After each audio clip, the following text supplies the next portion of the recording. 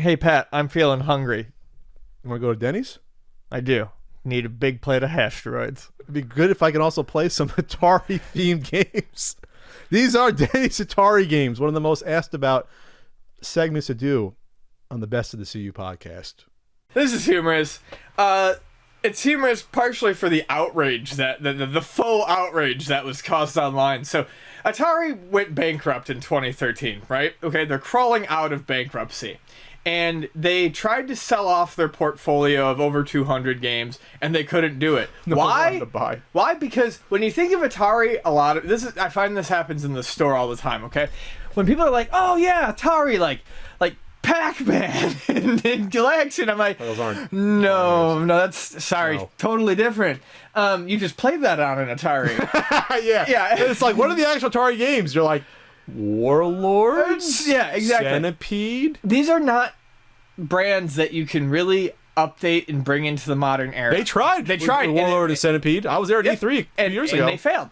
Yeah. So they tried to sell this portfolio of 200 games, and they couldn't. So 200 games, including like backgammon. Yeah. And, what the hell's in 86 there? 86 versions of checkers. So and Doro? They inked this deal with Denny's, of all places. Really? Yes. And they put out a version of Atari Remix that replaces popular items with diner-themed foods. So, like, Asteroids becomes Hashtroids. That's hysterical. And you're a ketchup bottle shooting down hash brown patties. And this is great. People were, like, upset about it and like, this is defiling video games history. And it's like, really? Really? How fucking closely do you identify with that brand? Okay, like how much does this really mean? Hey, buddy, Breakout. Yeah, Breakout's one of them, okay? That's a game that I haven't played in 30 years, so you watch it, buddy. I love Breakout clones, but I haven't played in Centipede, and I love Centipede. I love Asteroids. Yeah, and that's fun, but there's no character to it, or there's no personality to destroy off Asteroids. Right, you can't. It's a fucking triangle. It's been so long that these games have been destroyed by clones and remakes and all sorts of other things a billion times. Most of the time at the hands of whoever owns the fucking Atari name, which hasn't been Atari since the mid-90s.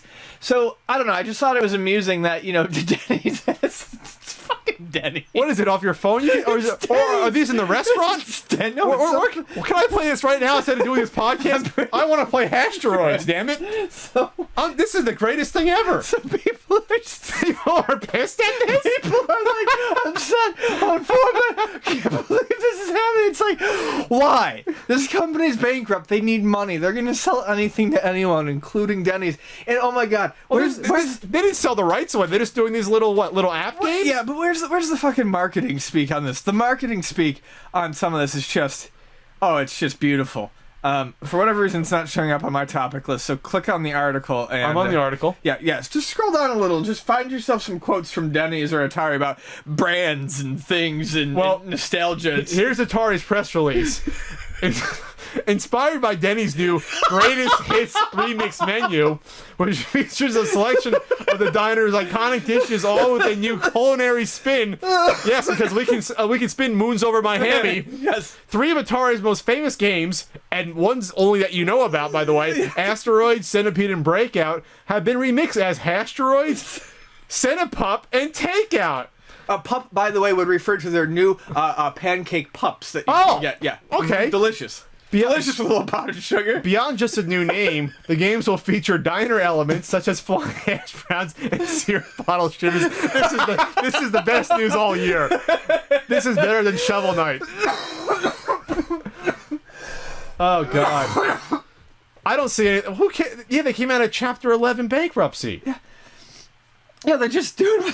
Everyone, leave Atari alone. They're just doing what they need to do to feed their mouths. I mean, Jesus Christ. Atari used to publish games like even Unreal Tournament, right? That was like 14 years ago, though. Do you think that they're getting paid in like vouchers for like Grand Slams?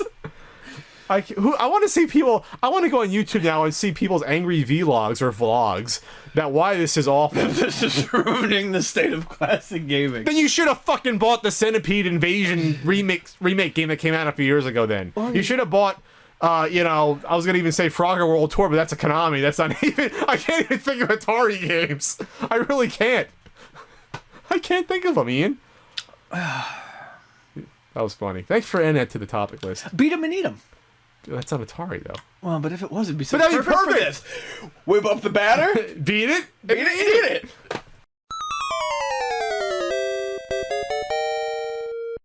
There was a huge find of video games on the Storage Wars TV show, with some dubious pricing that went on. Here, Ian and I talk about that right now on this Best of the CU podcast.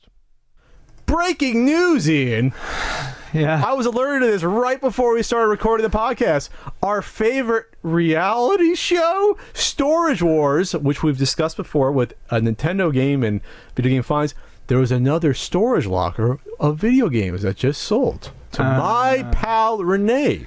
Oh, your favorite one-stop shop at the swap meet. He used to come to the swap meet. He's talking about his family. He was very nice in the beginning. He turned bitter and kind of sour after a while. He'll probably tweet at me after this segment, probably. But you know what? I'll fire back if he does.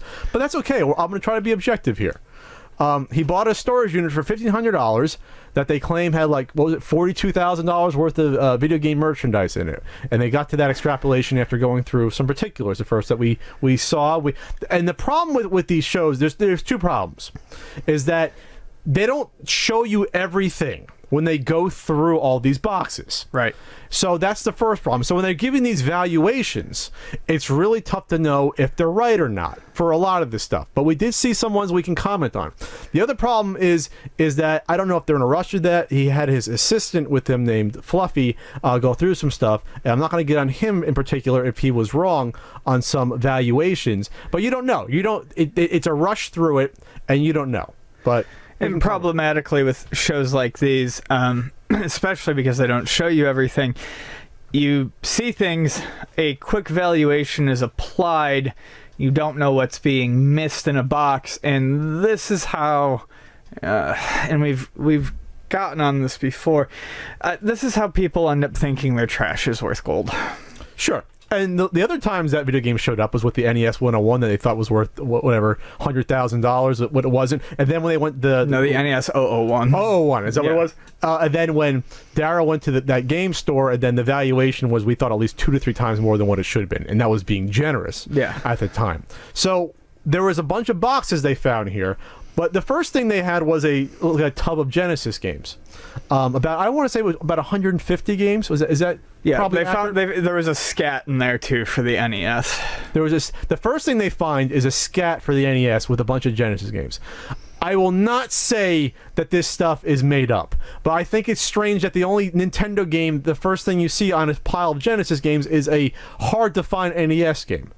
That said, they found it there. I'm going to assume everything they found was there and is real. Yeah. But it was weird that was on top of that. And maybe they transported it over to sort of sweeten that tub and say this is a better tub. But in that tub, they also found a Musha and a Sunset Riders. Which is fine. I think the valuation is fair for the individual games. 200 for Musha.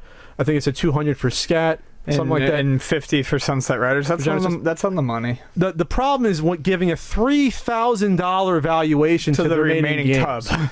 And when you look at that tub, you see some commons. You see stuff like Lion King real quick. Again, this is flashes of it. Outrun. And these are all loose titles. So these are going to be much less than obviously complete in box. So a $3,000 valuation on about 150 games is $20 each. That's just not possible for that tub. Moving on. This is when Ian's interest really got piqued. There was a box, they said, about 300 Atari games, / some Intellivision games. I think there was an Emerson Arcadia game in there. A lot of them were 7800, 5200 games. 5200. I like. I'm a 5200 fan. Valued at like $10 a piece. That's insane. So he just throws out $3,000 for that box because he figures 300 times $10 each. For 5200. I think there's some 2600 games, Emerson Arcadia, and some miscellaneous games. As you and I know, Ian, selling Atari games loose is one of the hardest things to do to get rid of retro games. Yeah. It's not easy to do. And the higher end titles that are uncommon might reach $10, $20, but the vast majority of Atari games are less than $5. Even if you average it out and there was some supreme rarities in there, you're not hitting a $10 average per game. Those 300 Atari games are slash Intellivision, whatever else, are most likely not $3,000. You'd be lucky to get $800 probably. Yeah, it's hilarious because that was actually the quote on the nose that I was about. You were to thinking say. about 800? I was thinking about. You get about $250 each, $3, something in that range, and you'd be happy for that. There was a tub of.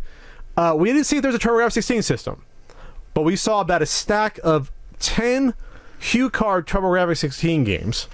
About 10, I eyeballed, not even 10, we'll just say 10, where it was valued at $500. The one that was visible, though, was World Class Baseball, which is arguably the least valuable TurboGrafx game after Keith Courage and Alpha Zones. I can't say what was underneath don't know. but the fact that they were loose, unless those were all extreme heavy hitters, You don't know. Yeah. But most likely...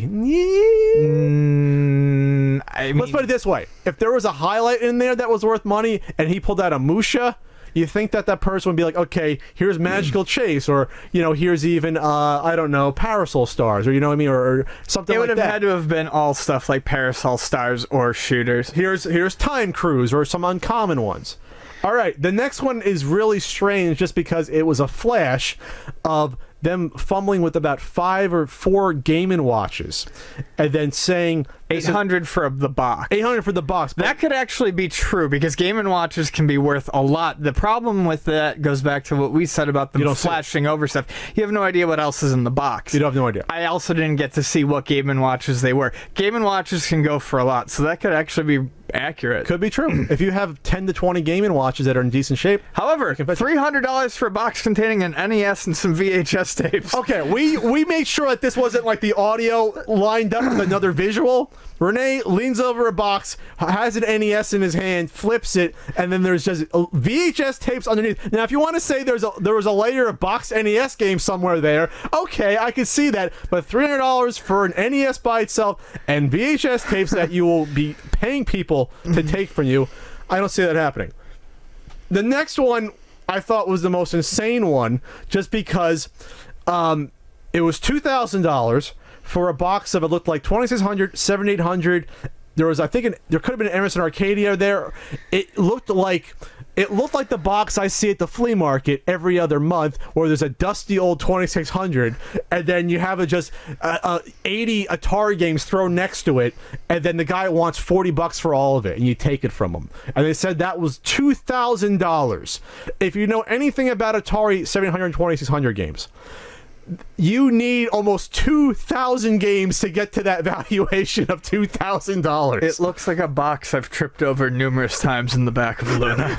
You have your classics like Enduro Racer, and you might get your uncommon one like your Spectra video or something in there that's worth like $5 or $10, but unless they're telling us individually, this one's worth $50, this is $100, this is $200 for Atari 2600 games, which there aren't that many, especially loose.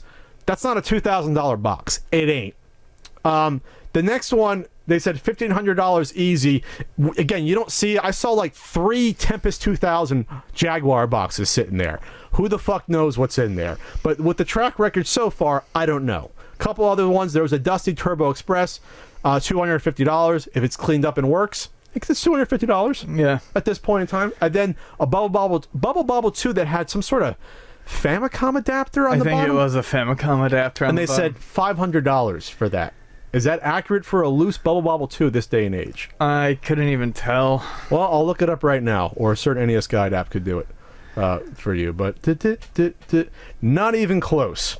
Okay, so this... Because I feel like we sold a perfect boxed complete one for about that maybe 6 months to a year ago. That would sound reasonable for one that had the box.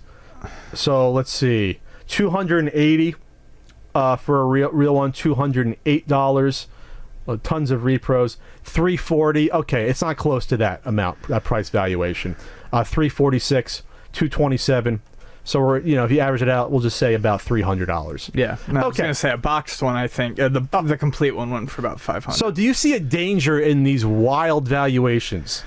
Yeah, like I said, this is what causes. When you look at something like Atari, it causes grandmas to go into their attic and see things think that things are worth them. But it also, this is what causes the market to spike on things that didn't have that value before. The issue with the Atari games in particular is that even if you wanted to get max value for the Atari 2600 games that aren't worth that amount of money, the market for Atari 2600 collector is probably 10% or less of an NES collector or a Sega Genesis collector.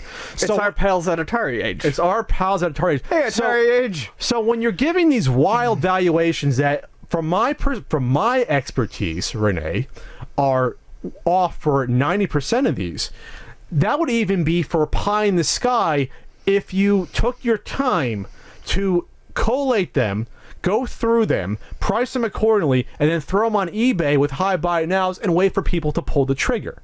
Not pricing to sell at a convention just to get rid of them, not selling them as a set to get rid of them quickly and recoup some money.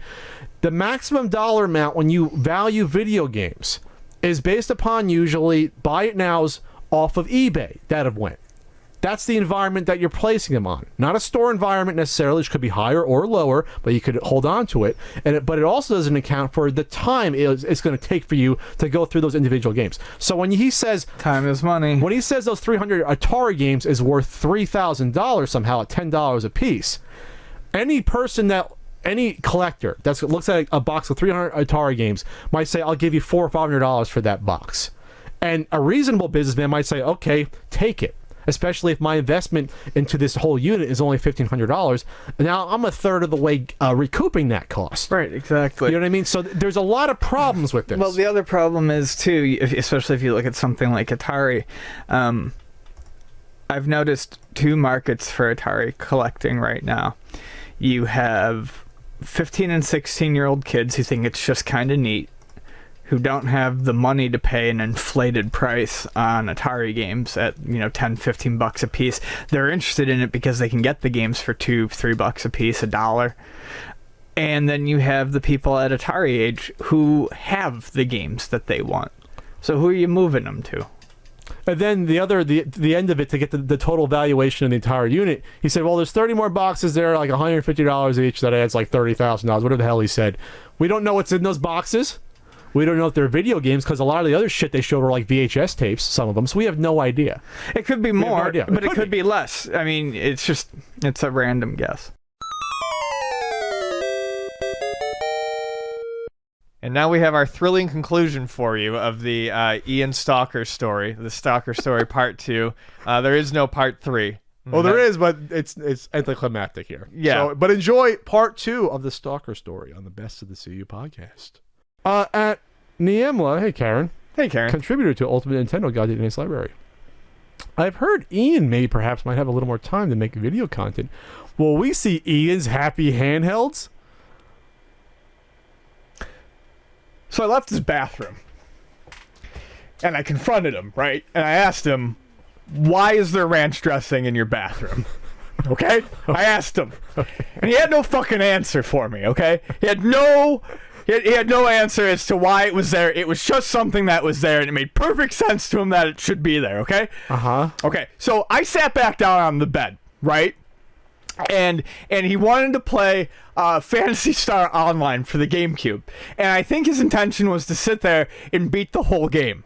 Okay. Okay, but we put it on, and the bottom, his TV cut off a large portion of the bottom of the screen, so I couldn't even see what I did. It was not adjusted correctly? It was just it wasn't adjusted properly at all. Okay. And so I can't even play the fucking game properly because the split screen's just not working right. Uh-huh. And there's a lot of like not talking going on, and it's uncomfortable. Are you sitting directly next to him? I'm right next to him on his bed. On his bed. I'm right next to him on his bed. Was the bed?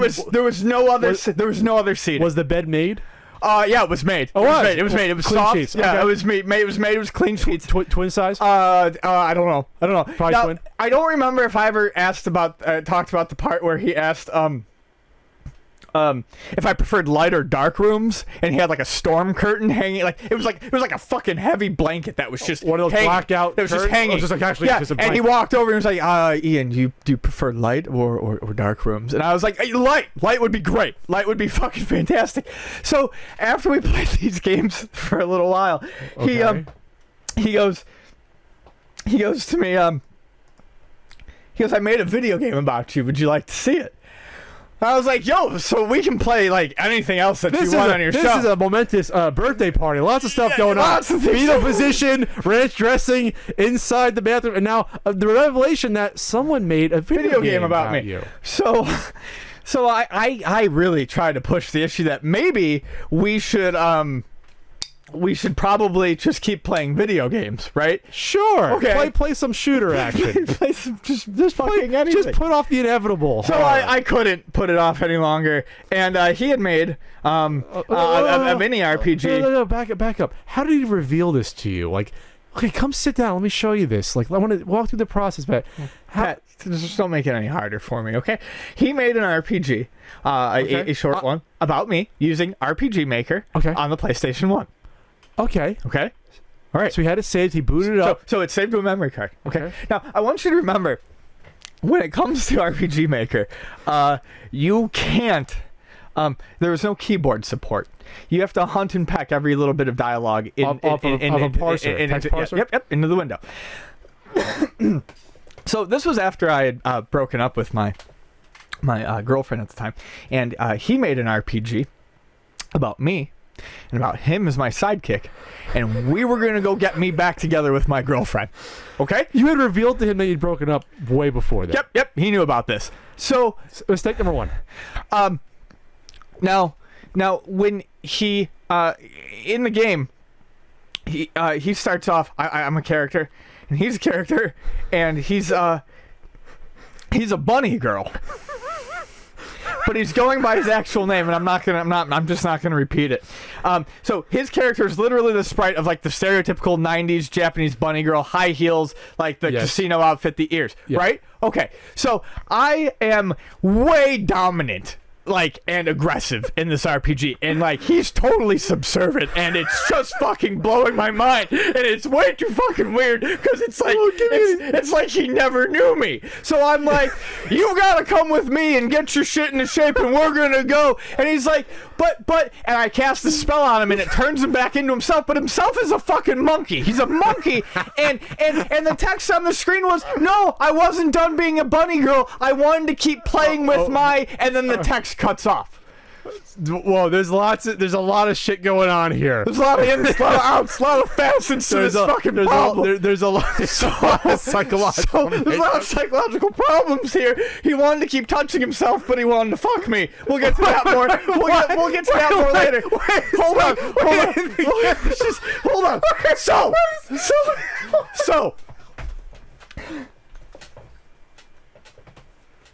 Anyway, we go through the rest of this RPG. The story's not all that spectacular. We get to the end. I'm dominant male. He's subservient male. I'm trying to get this girl to go back out with me because I'm the strong fucking hero. My jaw is on the floor the whole time. I can't fucking handle it.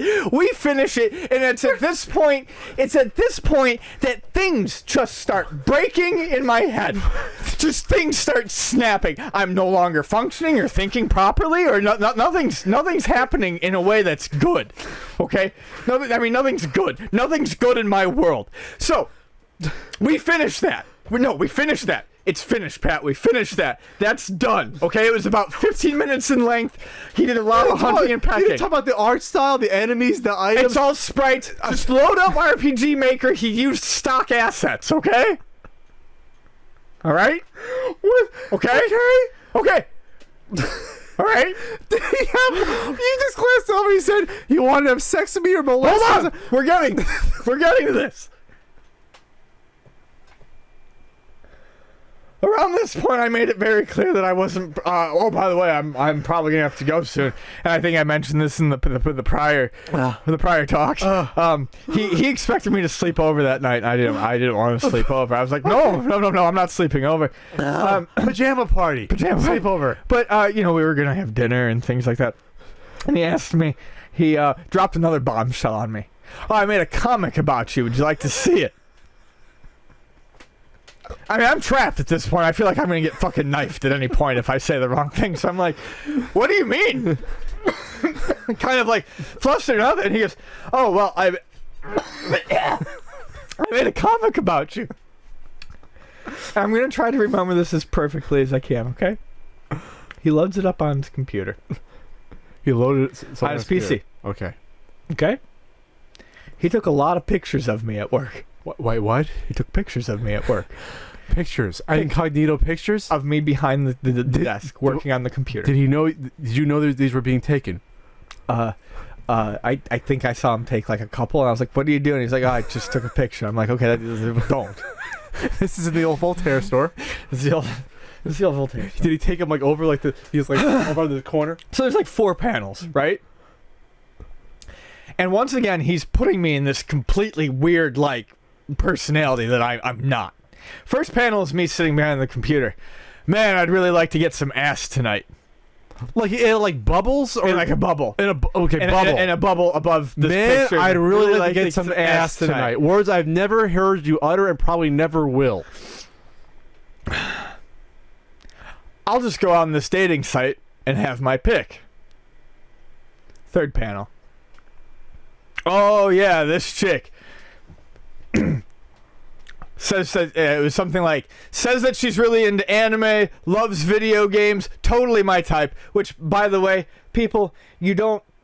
This is a common misconception among some people. You don't chase after someone who's exactly like you. That's no fun. Hope she's got big tits or something like that. Did it actually say that I said for or something like that? No, I mean I'm saying it said It was like something like that, and it was like click, okay. The last panel is me with my head in my hand. I don't know how he got it. Maybe when I realized that he was taking pictures, goes, oh, it's just Max again, implying that Max was making. I said his name. Implying that this person was making profiles to bait me on dating sites. So anyways, I get a phone call around this time, right? I pick it up. It's my ex, okay? Now, Trig and my ex have been texting me this whole fucking time, okay? Making sure that I'm alive and I'm okay. And she calls and she goes, how you doing? And I'm like, right now I'm not so good. How are you? And she's like, oh, I just got punched in the throat by a crackhead. Because she was working at the Starbucks on 30th Street when it was there. I'm like, oh my God, are you okay? And she's like, oh, I'm totally fine. I'm more concerned about you. She's like, actually, do you need a ride? I'm like, yeah, I need a ride. I need a ride right now. She's like, okay, cool, because I'm going to use this as an excuse to come pick you up. Okay? So she says that she's going to be there. And she's going to come get me. And I'm just fucking counting down the minutes. She's like, give me 20 minutes. I'm like, okay. And I'm like, Max, I got to go. My friend just got fucking punched in the throat by a crackhead. Which sounds like a better time, by the way. And he goes, oh, you sure you got to leave so soon? We haven't even had dinner yet. And I'm like, yeah, I got to go. My friend was assaulted on the job. And I mean, I have to go make sure she's okay. Like, she wants to be around someone right now. Like, that's assault. Okay, I mean, okay? All right, good. So, great. So, she gets there to pick me up, and I'm like, okay, I gotta go. And he's like, okay, well, I'll walk you out the door. And as we're walking out the door of the old boarding house... The one with the Cyclops eye in the door, by the way. Yeah. I turn and I look at the mom, and I go, bye. Nice to meet you. She goes, oh, you're not sticking around for dinner? I'm like, sorry, something came up with my friend. She was attacked at work. And out of nowhere, he goes, no, Mom! He just thinks your cooking's gonna fucking suck! And I was like, no! Whoa, no, that's not what I said at all! Okay, I gotta go by! So I burst out the front door, and I go walking towards the car as fast as I can. And as I come walking towards the car, fetal man, Clay comes walking around Fetal position Clay. with a bag of groceries going, "Oh, Ian, taking off so soon?" And I'm like, "Yep, sorry, I gotta go." And I got in the car and I went immediately to Luna, where I was shaking more than this. And I retold the story to Treg and Bonnie. And yeah, Karen, I do maybe have some free time now, and maybe you'll see some videos from me in the future.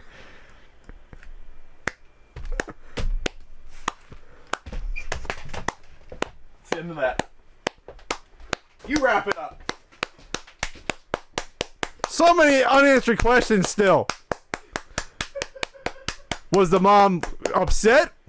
Was Max saying that to piss off Ian, make him look uncomfortable? Or did he really hate his mom and figured out just extra jab him?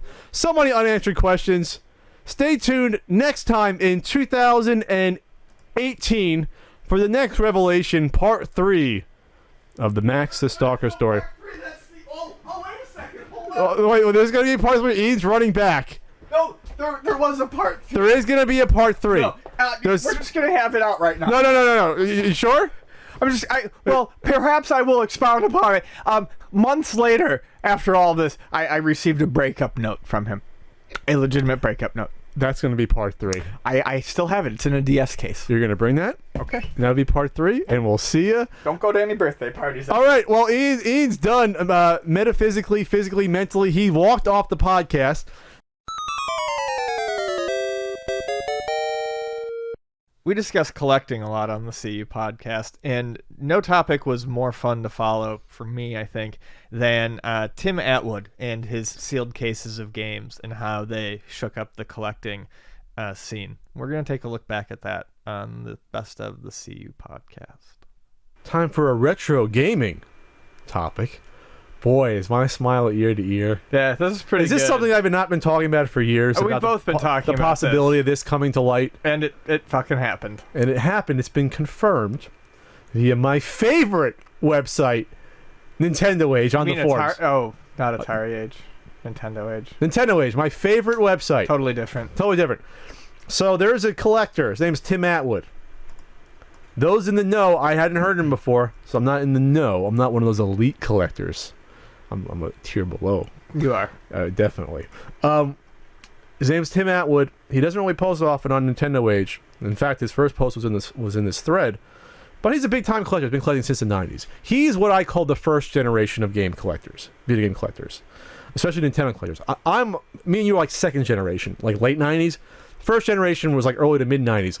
When they were getting shit from stores that were still, like rental stores that were still there or closing, or even local distributors or toy stores that still had new old stock there, and clearing them out and getting a lot of new sealed games, getting complete in box games from rental stores. I meet collectors like this, like the old guy I talk about at the swap meet that comes sometimes, guy in his probably early 60s that has hundreds and hundreds and hundreds of box complete games, so much so that when he sells to the swap meet a few times a year, he has a couple hundred, and those are his doubles. Right. So he has probably a few thousand box games, no exaggeration. And yeah, he has a save events. He told me it's in a bank vault. So this collector, Tim Atwood, doesn't have just not one save events, not 2, not 3, not 4, not 5. He has a shipping box of 6 sealed NTSC North American stadium events. Sealed! And it was always kind of rumored, we know a guy that might have, he's a big collector, he keeps to himself, he's quiet, he doesn't really like to brag about his collection, he might have this. He posted a picture of the box with the proper serial number. It wasn't the best resolution, but he's an older guy, doesn't have up-to-date technology as much. It's pretty much confirmed. Due to his pedigree, his reputation, the fact that people have I've seen this guy's collection. He collects boxes, shipping boxes of games. He supposedly has hundreds of these shipping boxes of games. Right, something like 4 to 6 of just TMNT tournament fighters alone. Supposedly he has at least 4 shipping boxes, and there's usually 6 in a shipping box. So that means he has 24 sealed NES tournament fighters. That's a rare game to begin with. So now you have 24 sealed ones of that. And supposedly he has a shipping box of Flintstones Dinosaur Peak and of Little Samson, and who the hell knows what else. Right. If he has that, he has soccer black box, 6 sealed. Those are not easy to find. the sticker sealed ones like that. So this isn't just an I told you so. That would be easier to say I told you so. There's always people out there that have games you have no idea because they're not bragging about it. They're not posting about it on forums like Nintendo Age. They're not doing YouTube videos. There are collectors that are older or even ones that are our age that are just want to keep quiet and just do it for their own enjoyment and not to brag about it. Not to show their e-peen size and things like that. And here's a guy that revealed it reluctantly because other people wanted him to reveal it. Just to show you that, hey, just because you have that sealed Steam events, you paid 10 grand for it, doesn't mean it's going to be a collectible worth 100,000 in the future. Because there's not just 2 of them now that we know to exist, sealed Steam events. There's now 8. Which is huge. That's absolutely humongous. That's bigger than the 7 Ty Cobbs that were found. Because there was 15 that existed. Now you're adding 50% off. This is increasing it by 300% the amount. Right. So the people who are holding 400% total. The people who are holding on to this is their big investment who want to corner the market. Even the complete in box ones, because there's a person that tried to corner the market on the complete in box Steam events. This destroys the value. Now you've got a guy who's basically holding a button to a bomb and saying, "I can destroy the value of your game if you continue to piss me off." Yes. And that's kind of a fantastic thing. I don't necessarily want to. It's. I don't want to sound mean here, but I'm sorry. We've talked about this before. Video games should not be an investment. If you're going to treat them as an investment, like stocks, and you're going to be a fucking cock about it, you deserve to have this sort of thing brought up to you, because this is going to scare these people whether or not they admit to it scaring them. Suddenly, their precious little thing that they're going to lord above everyone else isn't so unique anymore. No, it's not. And you can even say, well, he's not selling them right now, so it doesn't affect the value. Oh, no. It's psychological. Yes. It's every potential buyer going forward has to now realize that if he sees a Steam event sealed come up, he now knows that there's not just a couple of them, and that's his only opportunity. There's 6 more waiting. At least 6 more. 6 more that we know about. Not that he has a shipping box, but if he has a shipping box, there could be someone else that has one, or at least a few laying around. We've always said that. In a warehouse somewhere, or private collections, and here's the proof of it right here. And this isn't just for Steam events. 24 sealed Tournament Fighters destroys that market. Yep. 6 damages that, but 24 obliterates that market. Because that's not a game that, to begin with, was going to come close to Steam events. Say a sealed Tournament Fighters is worth, I don't know, top of my head, $400, $500. You add 24 more to the potential buying market that's going to get into that market's gone.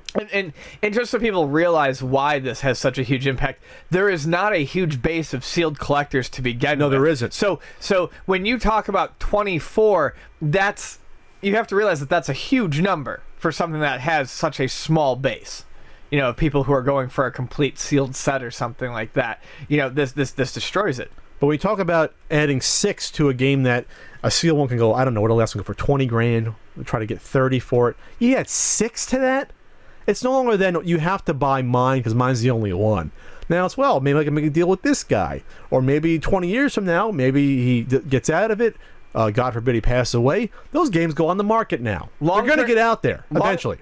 Collectors who want to play long term now are just going to sit pretty and wait. And this isn't the first time this has happened to a very rare game. There's 2 big examples. Caltron 6-1. Caltron 6-1 happened about 4 or 5 years ago, where that was a game that went sealed $1,000. Yep. Easily. They found a truckload of them, then they went for $180. Yep. You can probably get one now for $200, $250. They come up regularly. That was the story. The other big one was Akari Warriors for the 2600. Used to be a rare. Oh yeah. Used to be a rare game. You didn't see it at all. Didn't see it. 2600 or 7800. That was 2600. Oh, okay, maybe. It was 2600. And then all of a sudden they found a fucking pallets of them, and now they're worth like $10 sealed, something like that. They're worthless now. Just 2 examples right there, where you think you have something that's gold. But this isn't a Ty Cobb card that's 110 years old. These are games that are only 30 years old that could still exist in a warehouse or some toy store out in Idaho somewhere in the back room, or personal collections that are out there. And like you said, okay, so we consider this guy a Generation 1 Nintendo collector, right? He's a G1.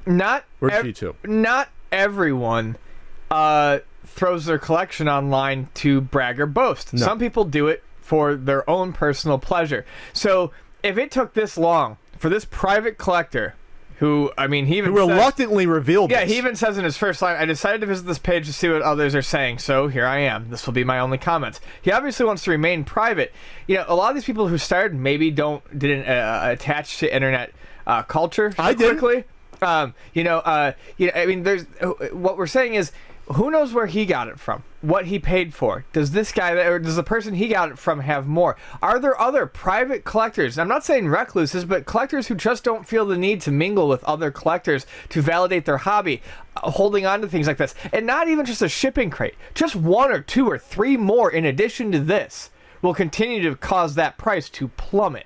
But this is why he revealed this. He's a collector after my own heart, and this is shit I have said on Nintendo Age forums in the past. I got people pissed at me, which is why I don't feel this is retribution for me to bring this stuff up. But this is just another piece of evidence for why this guy is a good collector. This is a guy that I want in the hobby, and he's did this to get people, maybe eyeballs on people that are harmful to the hobby. Sure. The reason he did this is his quotes from his one post. It had been brought to Adam's attention several times about his misleading statements in his auctions. It was always brushed off. Now, his name is Rare Bucky. He's a notorious, big-time sealed collector and seller on eBay, who I believe tries to corner markets on games and gets multiple copies, then jacks the price up tremendously. And I guess Tim had seen this over years and had enough of this shit. Enough of seeing it. So he said, I saw Tom listed the 0... which I sold him several years earlier. I'm not sure who Tom is. Must be someone else. I sent him a message during a conversation. He let me know Adam and a couple others were interested in it. I made Tom an offer he couldn't refuse. Then I was watching some black box auctions and saw Adam win soccer, but that wasn't enough. He had to win the other black box games too, even though he had them already. So he's seeing a pattern, which I've seen in the past, of one singular buyer not being satisfied with just one sealed or one hard to find complete box game, but now has to get multiple ones. Right. Cornering the market and driving up the price. That was when I decided to sell some of my extras in response to seeing behavior like this. I listed 0 specifically, which I believe is the Kamikaze Squirrel Super Nintendo title that's hard to find. Because I knew it would get Adam's attention. Hence the soccer picture and the quote from his auctions. I'm not familiar with the auctions as much, but I'm guessing the word is probably like, oh, these are very limited and I own them all, or something to that effect. Or you're not going to find these again. They're not out there. When obviously they are. So Adam got in touch with Tim, or tried to, telling him that he was fucking with the wrong person, because I guess he was the fact that he did this seller didn't want people know that there was a lot more supply out there than what he was letting on. Obviously, you're killing the business. Stop fucking with me, or I'll return the favor and I rule eBay. Something to that effect. Holy fuck, dude! I have watched for years as Bucky and others have had auctions ended early, blocked buyers, outbid other collectors just to protect a title, flat out screwed other collectors that helped them on previously agreed upon deals. They can pretend like it didn't and doesn't happen, but it does, and I've seen it. I'm a collector and have helped many people. I'm not an obstructionist. I love you, Tim Atwood. We need more of you out there, and especially on sites like Nintendo Age.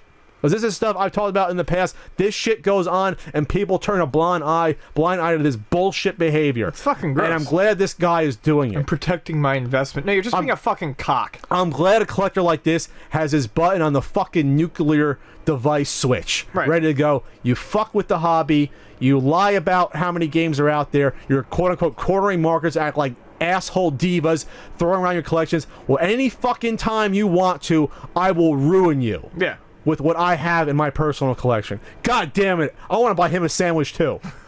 Nothing like buying a person a sandwich. Oh my god, this is making me happy. Alright, so he continued. That was when I decided to take a several-hour trip to get pictures of the SE case. I was only going to send it to Adam and remind him that all rulers can be dethroned. What the fuck are you, the ruler on eBay selling sealed games? Go fuck yourself. And then that's when the pictures came out, and then people on the forum were saying, no, it's not real, but then people say, no, we know this guy for, he's been collecting for like 25 years, whatever. He's legit. He's for real. Right. He's got this stuff. He just keeps to himself. And he's got a hell of a lot more. So he even said, okay, Adam, go ahead and get me banned from Nintendo Age now if you have that power. Then this is my favorite. My last comment is a screenshot with the picture properties of the Stadium Events picture. All 3 pictures are of the same case. I put a hanky on the last one. Take that however you like. Woo! I love you, Tim. That is great shit right there. I'll never meet you, Tim, but thank you so much. That is some hot smut. God, that really almost gets me hard. I'm not going to lie. That's fantastic. Thank you for letting me know that there are collectors out there that want to call bullshit when people in the quote-unquote community take advantage, or are liars, or are deceptive, or backdoor deals and get away with it because people turn a blind eye, or corner markets on games, or put up deceptive listing on eBay, deceptive descriptions and headers. Thank you so much for being a guy out there that cares about the hobby. And you think that I'd be a guy that said, well, he owns so many multiple rare copies of a game. No. This is a guy that I want to own multiple rare copies of the game because he's on my side. I'm on his side. Well, and it's slightly different, too. If he got this early on and was holding on to it, it's not the same as cornering a market. And this is a guy who is also maybe not always paying attention to it, but has noticed a pattern and is now holding this over the head like, I could if I wanted to, and that would ruin it. He is a righteous emperor. Yes. That any time can bring swift justice to the hobby that I love, that I try to defend, and I get shit for when I try to speak out against the bullshit that I've seen in the hobby. So thank you, Mr. Atwood. Kudos. I will say this, though. If you do sell these, and I hope you do while I'm still alive, because I want to see people actually, I want to feel their tears. I want to lick them myself, like Cartman, off their faces when their investments plummet in value. Please be like a pre-approved buyer list and have them write a contract that they can't turn around and flip it. Something like, all right, I'll sell you the game for this price, or it'll bid up to this amount. Just do whatever you can to get the games into proper collectors' hands that won't try to get multiple copies of them to quote-unquote protect the value. Get into people that actually want it to complete a collection. Find them good homes. Good homes. While still destroying the value. Yes. Do both, and my nipples will get even harder than they are now. All right. Let's move on. This is getting too sexual. There was one time I was at a convention, and I had a hard time getting to sleep, because next door they decided to play Rock Band in their hotel room, which did not agree with me that much. I'll just say. Find out more on this segment on the Best of the CU podcast. So it was the Friday night. So it was a 3-day event. So this is after the first day there. And then I get back, we did our panel. It was a little bit busy day. Recovered, came back to the hotel room about 11 o'clock. And 10:45, I think we came back. And then I was in a room where you can convert it into a suite. You know how they have like the double doors that connect the two rooms? Yeah. They're usually locked, but they're open if it's a suite, because then you have 2 different bedrooms. You can walk to and fro. So I got ready for bed. I was really tired. And then I hear next door through the double doors, might as well not even have there's no wall there, literally. It's like having nothing. I hear them doing, I guess, Rock Band. They're singing awfully. Okay. And so I'm like, all right, this is fine. I hear them literally, you can literally hear the drums hitting. So either they were just singing along to a song and hitting it, or they brought their fucking Rock Band equipment to a convention at a hotel room. I think that's a thing that's definitely happened before. So I think that's probably likely. I don't think you're wrong. So I'm reasonable. I'm not gonna narc you out before midnight, and that goes for my neighborhood. Or that's reasonable. And that's usually, usually it's like 9 or 10. It's talking about like laws for like sound ordinances. I'll give you till midnight. All right. I'll be nice, Pat. Even though I'm tired, I managed to get to sleep around, I want to say around midnight. I was sleeping well. I was in a dream. I don't remember what it was. I got woken the fuck up at 2:30 a.m. because those motherfuckers woke me up singing. It was that loud to wake me up. You know when you get so startled? So my mind got used to the normal level of their idiocy. Sure. And then they amped it up at I guess past 2 o'clock and woke me up. So now I'm fucking annoyed. Now I'm annoyed. And you know what song it was that woke me up? Days go by, the waterfall, same as it ever was. Yes. the Talking Heads classic that doesn't sound good even when they sing it because they're goofy. I love the song, but it's a good song. But I don't want to hear someone else sing it at 2:30 in the morning. And they're trying to emulate how weird the Talking Heads sing it as well. So they sound like fucking dogs, like howling at the moon, sing this at 2:30 in the morning. So now I'm annoyed. Now it's time to drop a dime. So I call the front desk. I say, listen. And I'm like half asleep because I was deeply sleeping. So I'm like, okay, they're making some noise. You know, can you send someone up and say something? So I think that's going to take care of the issue here. They send someone up, and I can hear the whole conversation. I remember, there's no wall here, so it's not muffled. Yeah. It's two fucking doors that are back to back. That should have been, like that was two doors with that motorcycle going by. So I hear the door knock, like, they don't answer, like, for two knocks, because they're so fucking loud and probably slightly drunk. And then I hear the door open. It sounds like, it turns out, I'll get to it later, it was a nice woman, security, not the head of security, just nice. Like, hey guys, she was like, hey guys, you know, there's been a complaint. You know, can you guys please keep it down? And they're like, oh yeah, sure.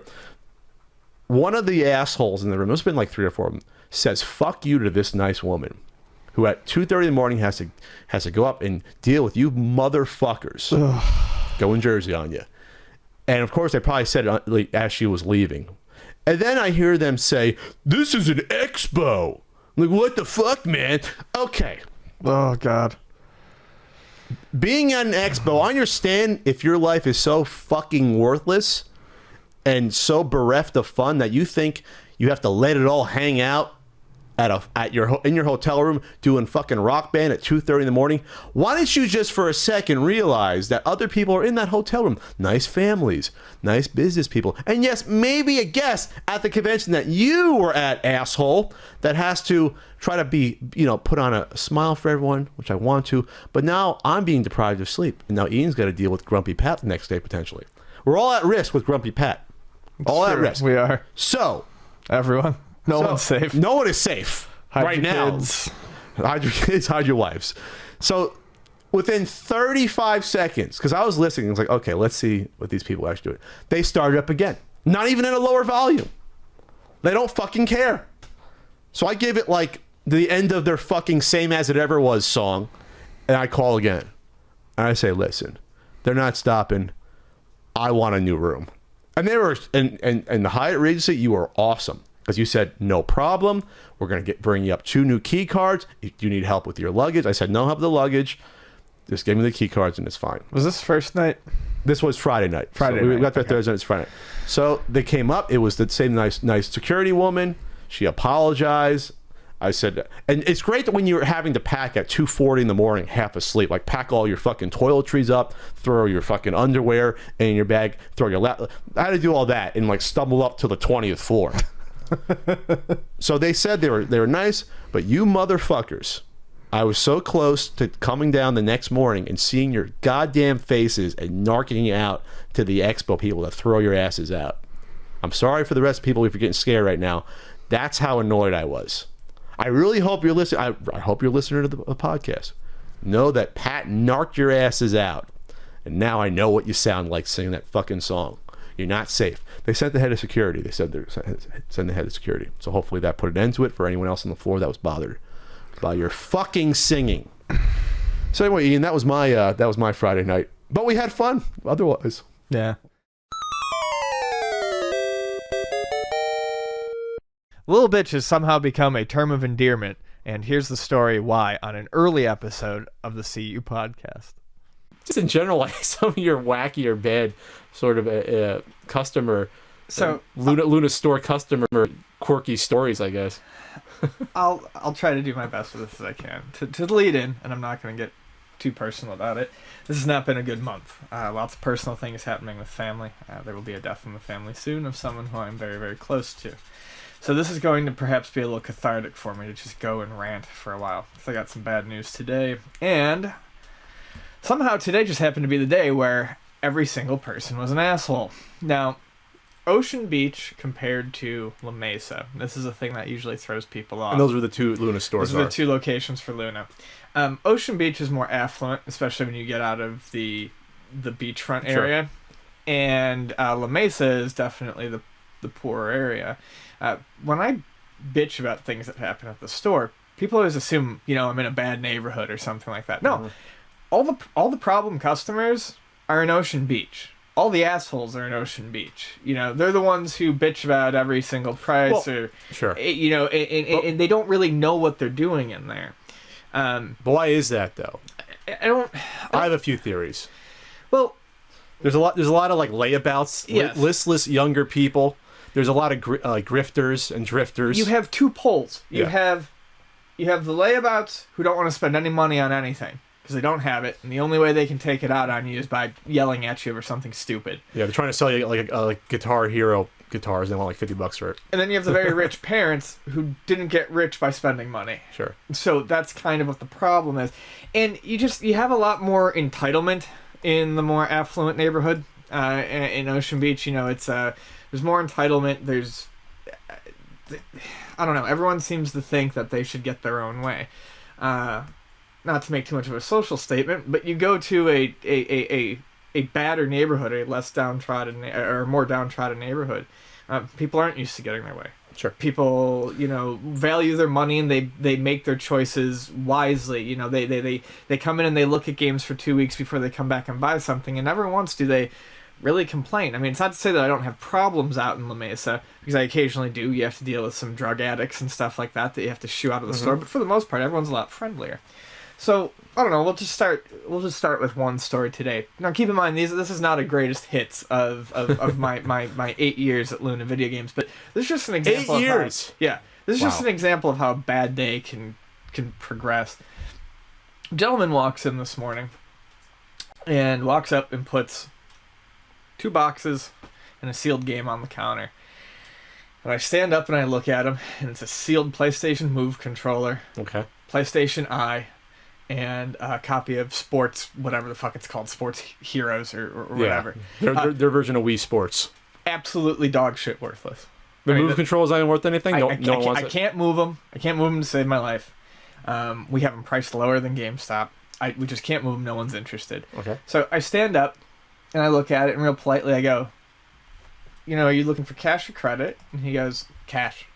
I go, okay. I said, unfortunately, I don't think I'm going to be able to do much for you. And he starts, piling the games up. And I go, yeah, sorry, he's obviously, getting ready to leave. I'm like, I can give you a quote, but I said, I can't move these. I've got more than I need. And he starts chuckling to himself. And he turns around and walks away. How old is this person? I would say older. I would say late 30s. Late 30s, okay. Yeah. So he's an adult, supposedly. And as he's walking away, he goes, a simple no would have sufficed. And I think to myself, real quick, this is a guy who's just not used to hearing no. In general. This is a guy who's And you did say no in a nice way, kind of. And this is just a guy who's upset that he's not getting money for his bullshit that he thinks should be worth something. And I said, sorry, sir. I said, I just wanted to kind of explain to you why I can't take that. Mm-hmm. Because this is the thing that sunk in for me afterwards. And we're not done with this story, but a simple no would have sufficed. That's bullshit. Yeah. If I had stood up and looked at his boxes and went, no, and sat back down, he would have been way more angry. I worked in an office, and they always say never say no to a coworker or a customer. You never say no. Yeah. You never use those words. Right. So I explained myself, and as he's walking away, he decides to throw this barb out there, and this is great. Just thought I'd try local for once. What a... like he was. Here's the difference. If you walk into a store and you're looking around and you want to buy something, that's giving locals business. Coming to me to offload your shit. To take money from a local business. You're not doing you a favor, really. Right. To offload your shit that I can't sell for anything isn't doing me a favor. And it's almost like he's trying to make you feel ashamed for you not supporting your own local business by not engaging with him. Right. To buy his garbage, which you explained that's not good for my business to buy your garbage. So I looked at him. So he's just an idiot. I looked at him and I said, dude, I'm sorry. I don't think you're going to get much elsewhere. And he goes, I already talked to Best Buy. Best Buy said they'd give me something for it. And in my head, I'm like, is Best Buy even still taking games? And if they are, what? I mean, did you just call someone and someone was like, yeah, whatever, and hung up the phone just to get him off the phone? So anyways, he was like, Best Buy already said, and I said, well, sir, it's probably not going to be much. And he called me an asshole on his way out the door. And this was like a well-to-do kind of guy. Like, oh yeah, this was totally well-to-do, nice shirt, nice clothes. Not an Ocean Beach grifter guy. No, not someone who stole these out of a garbage can. This was someone who got this as a gift and just decided they didn't want it. Or had a nephew or niece or son or something. And, they thought they were going to make a quick, $30-$40 off of this shit. I don't even think a full set of that stuff would cost you what he was probably hoping to get from it. So, we move on. And so did you say anything after he said that? You just didn't say anything. No, I just let it go. So then what was... There were so many of them. Well, I'm going to tell them out of order. I have this kid come in. He's probably like 8 or 9 years old. He always comes in. Little bastard. He always wants to trade away his games. And they're always games that are like 5 years old that sell for $5 or $10, and I can't give him much. And he always sighs and a little bit, and he gets a little upset, but he usually takes the credit that I give him. And today he comes in, he starts asking me about all these sports games. I'm like, no, I'm like, I can't take sports games. I don't take sports games older than current year. So he's like, well, what about Madden 25? And I said, I would probably still do 15 in credit for Madden 25. Really? Is that one still popular? It's the most current year. I feel like that's pretty fair. I feel like that's better than what GameStop with the metal case or whatever in defense. I don't know. And he looks at me in disbelief. He's like, that's the most recent year. And I'm like, well, dude, I'm sorry. I said sports games don't move. And I pointed a pile of sports games on the ground. Was he with his parent? No. And I pointed the pile of sports games on the ground. And I go, see? I said, they don't sell. And he goes, well, that's not my problem. And I looked at him and I said, it is, actually, because that's why I won't buy sports games for anything anymore. And I got to promise you, I was not rude this whole time. I was very calm with him. And he turns around, and as he's walking out, he's like, don't shop here. They're all about the money. To all the customers. He's like, I'm going to GameStop. And I'm like, GameStop isn't going to give you fuck all for that. Well, he's going to hop on his skateboard and go on down, or as his mom and he drive him to GameStop? His Razor scooter. I'm like, fine, go the 7 miles there to the GameStop. It's not close, or 5 miles, whatever it is. And they're not going to, like I said, not going to give you anything. Right. Give him $5. That's funny as hell. He's all about the money. No, we're just giving away everything in a retail store. Yeah. Where we have a lease to take care of and employees. So then I get this guy who comes in, and this is one of the more shiftless, like, OB layabout types. Drunk as a fucking skunk. Stumbles in, looks around. I'm like, how's it going? He's like, it's going good. Just looking for some games. I'm like, okay. So he walks up to the counter, right? Mm-hmm. And he looks down at it and goes, this black DS in here? And I'm like, yeah. He's like, it's a DS? I said, it's a 3DS. And he goes, 140. He goes, how about 50? And he said it with a straight face. Like you would have budged. And I said, sir, I'm not giving away a Nintendo 3DS. He goes, I'm not asking you to give it away. I'm asking you to make a deal. Now, I don't know why this person has a southern accent, because he's not southern. He's totally You're just making West one Coast. up? Yeah. That's Ian's just like random customer accent. I don't know. I didn't ask you to give it away. Yeah. I asked you to make a deal. So he just stares at me, and he looks at me, and he's like, so? And I said, no, not a chance. And I said, and he turns around and goes, little bitch. And just starts walking away. And the thing was, I didn't have anything to say. At this point in my day, everything had gone so poorly that all I did was scream. I screamed, what the fuck? I don't know if I was screaming to a god I don't believe in, or if I was screaming at him or to the passerbys, because the people across the street heard me and looked across the street. I just let loose a dragon roar and screamed, what the fuck? And he got real undrunk real quick and ran. He went from a stumble to a run out of the stores. He looked at me like I was crazy. And I'm sure I portrayed myself as a crazy person, but at that point, it's like, what the I mean, I'm looking for the fucking camera in the store. I'm waiting for Dom DeLuise's corpse to punch up through the ground. And be like, surprise! You're a candy bruh, and I don't know, it was full of little shit like that.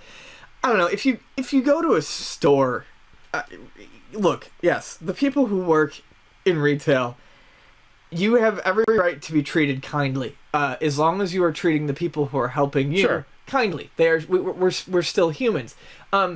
When you sell something to a store that does buybacks, whether it's a video game store or a pawn shop, we're under no obligation to buy anything that you bring in. No.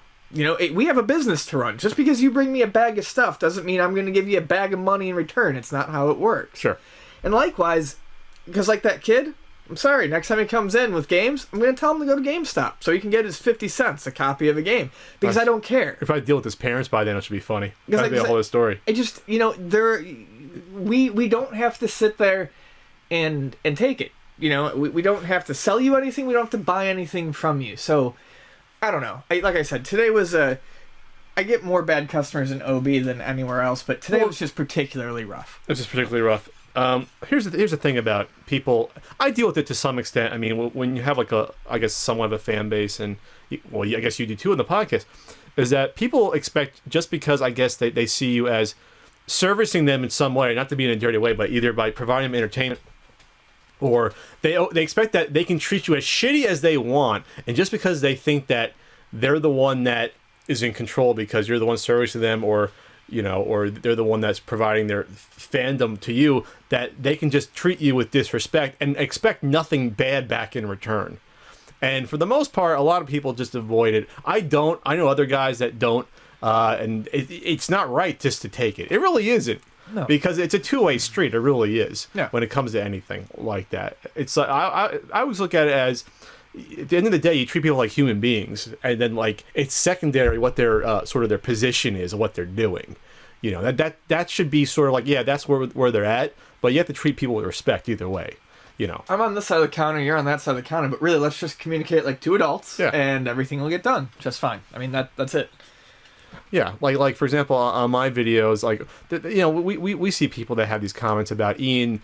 You know, Ian's an asshole. He talks too much, or Pat doesn't talk enough on the videos, and it's just like, you can say things nicely and critique. Yeah, I have no problem with that. Right. You know, there was a comment on Retroware.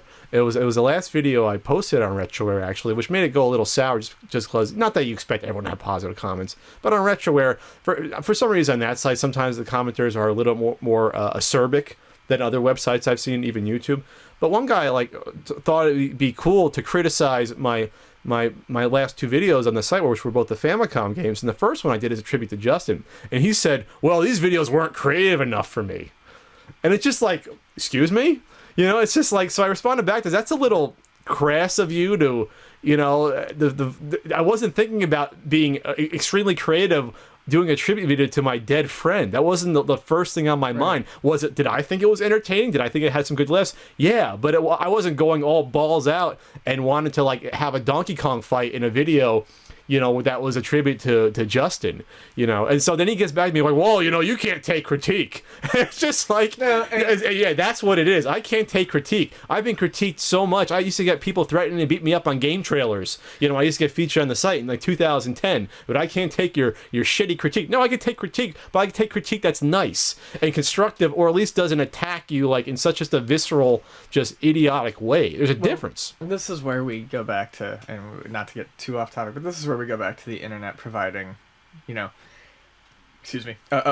barrier that people feel like lets them be assholes. I saw on like a recent video that we did, someone was real sarcastic and was like, yeah, that 50 plus decibel thing isn't working out real well for you guys, huh? And it's like, you could have just said, instead of being a dick, you could have just said, hey, that was a little loud, was there a problem? And someone did that. And obviously I responded, so yeah, we had a setting up. You don't think I'm the first person to realize that I was pissed? Right. The last podcast that our audio was all fucked up? No, somehow you uploaded all of those without that. Yeah, you think I was happy about that? And so like people, it comes back to when they're customers too, they think they have this, like they have a right then to be mean. You see it with waiters and waitresses all the time. Which I did forever. So anyway, last line, just a way to kind of draw it together. What I feel the same thing about like the internet providing this false bravado. Yeah.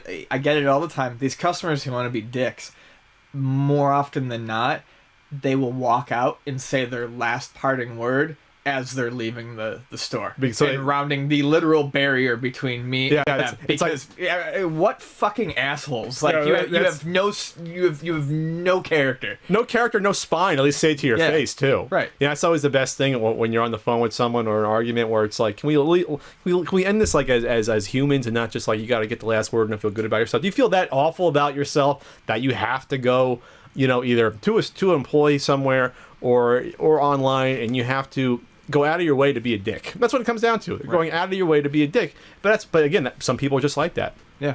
I don't have the shiniest view of humanity a lot of times because of that.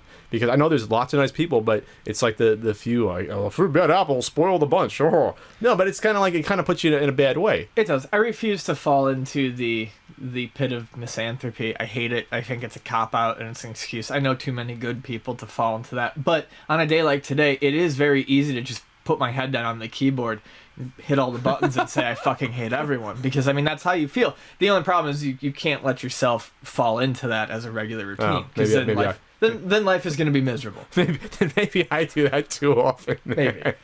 Anyways, whatever. So I got some of that out of my system, and those you shouldn't complain. The employee, the customer, are always supposed to get. They're always right in the end. So why don't you talk less and let Pat talk more on this?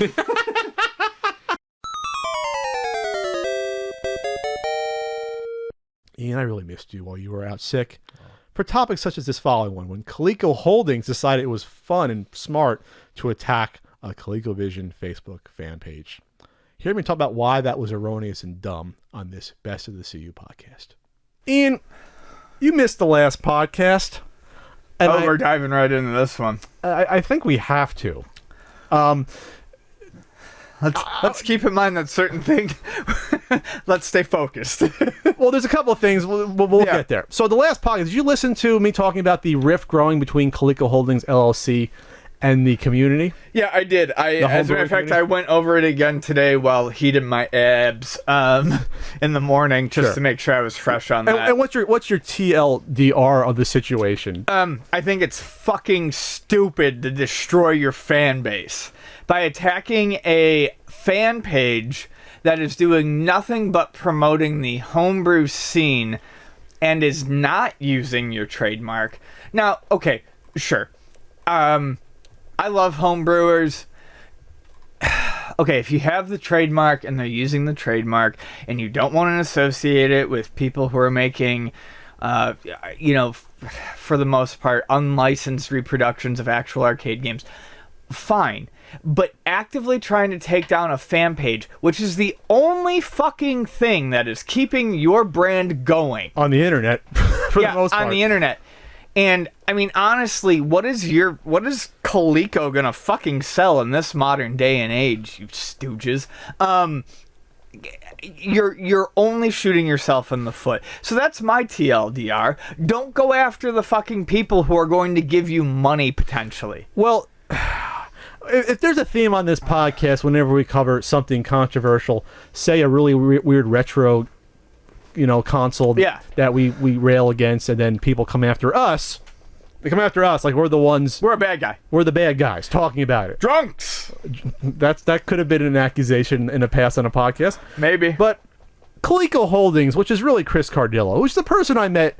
I've seen him in person. I spoke to him. I believe we absolved that person of a lot of sins. In person, I absolved him, and we both did, of Coleco Holdings having any knowledge of the Coleco Chameleon being a scam. Mm-hmm. We both said, I said to him in person at Game One Expo, I said, Chris, I don't think you had anything to do with that. I thought you had no knowledge. And like I said in the podcast, he just didn't say yes or no. He just sort of looked through me, which I thought was interesting. Didn't think that much of it. I thought maybe he was just embarrassed about the situation. And I gave him the benefit of the doubt.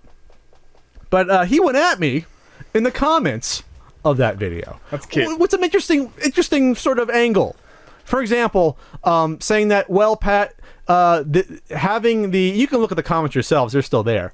One of his arguments was, Pat, this would be the same as someone pirating your book and selling it on a Facebook fan page. And I said, well, Chris. No. Do you own... The difference is I created a book. I created the book. Right. I said, Chris, do you own the copyright to any of these games in question? Does Coleco? And of course he said, well, no, it has nothing to do with that. Well, then it's not the same situation. Yeah, it's not. Coleco Holdings owns a trademark of Coleco and ColecoVision. Not the games. Not the games, not the ones produced. They hold no authority over what can be produced on any ColecoVision system, past or present. The patents are gone.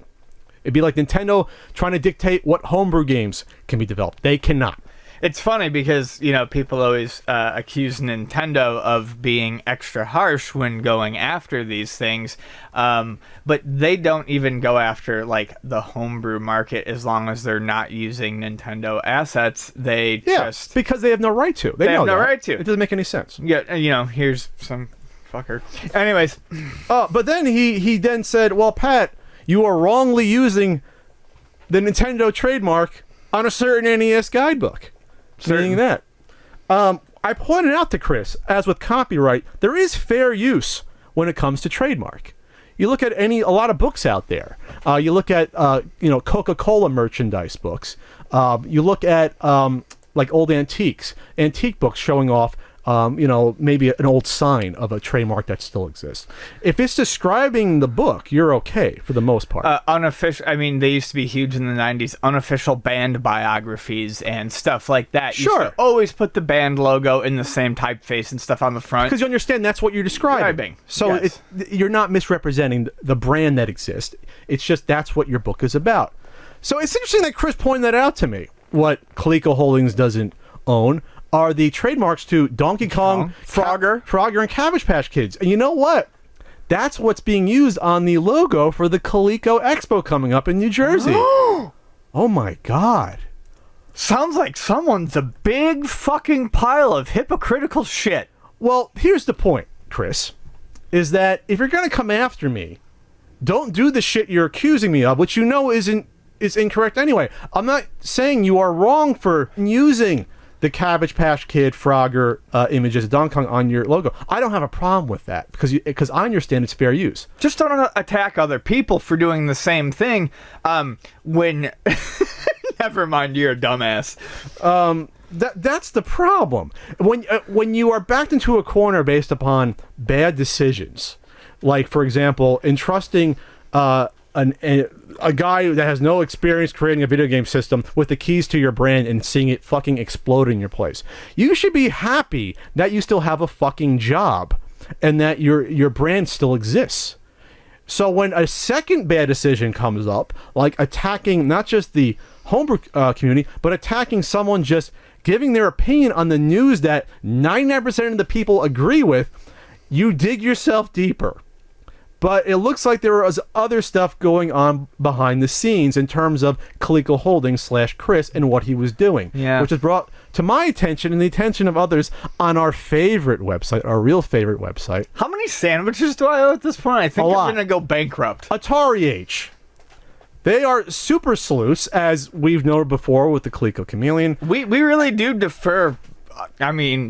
We are just we're Atari Age mouthpieces at this point. Yeah. I'm gay for Atari Age. I can say that. That should be a t-shirt. Anyway, so these are the things they've done. I'd make out with all of them.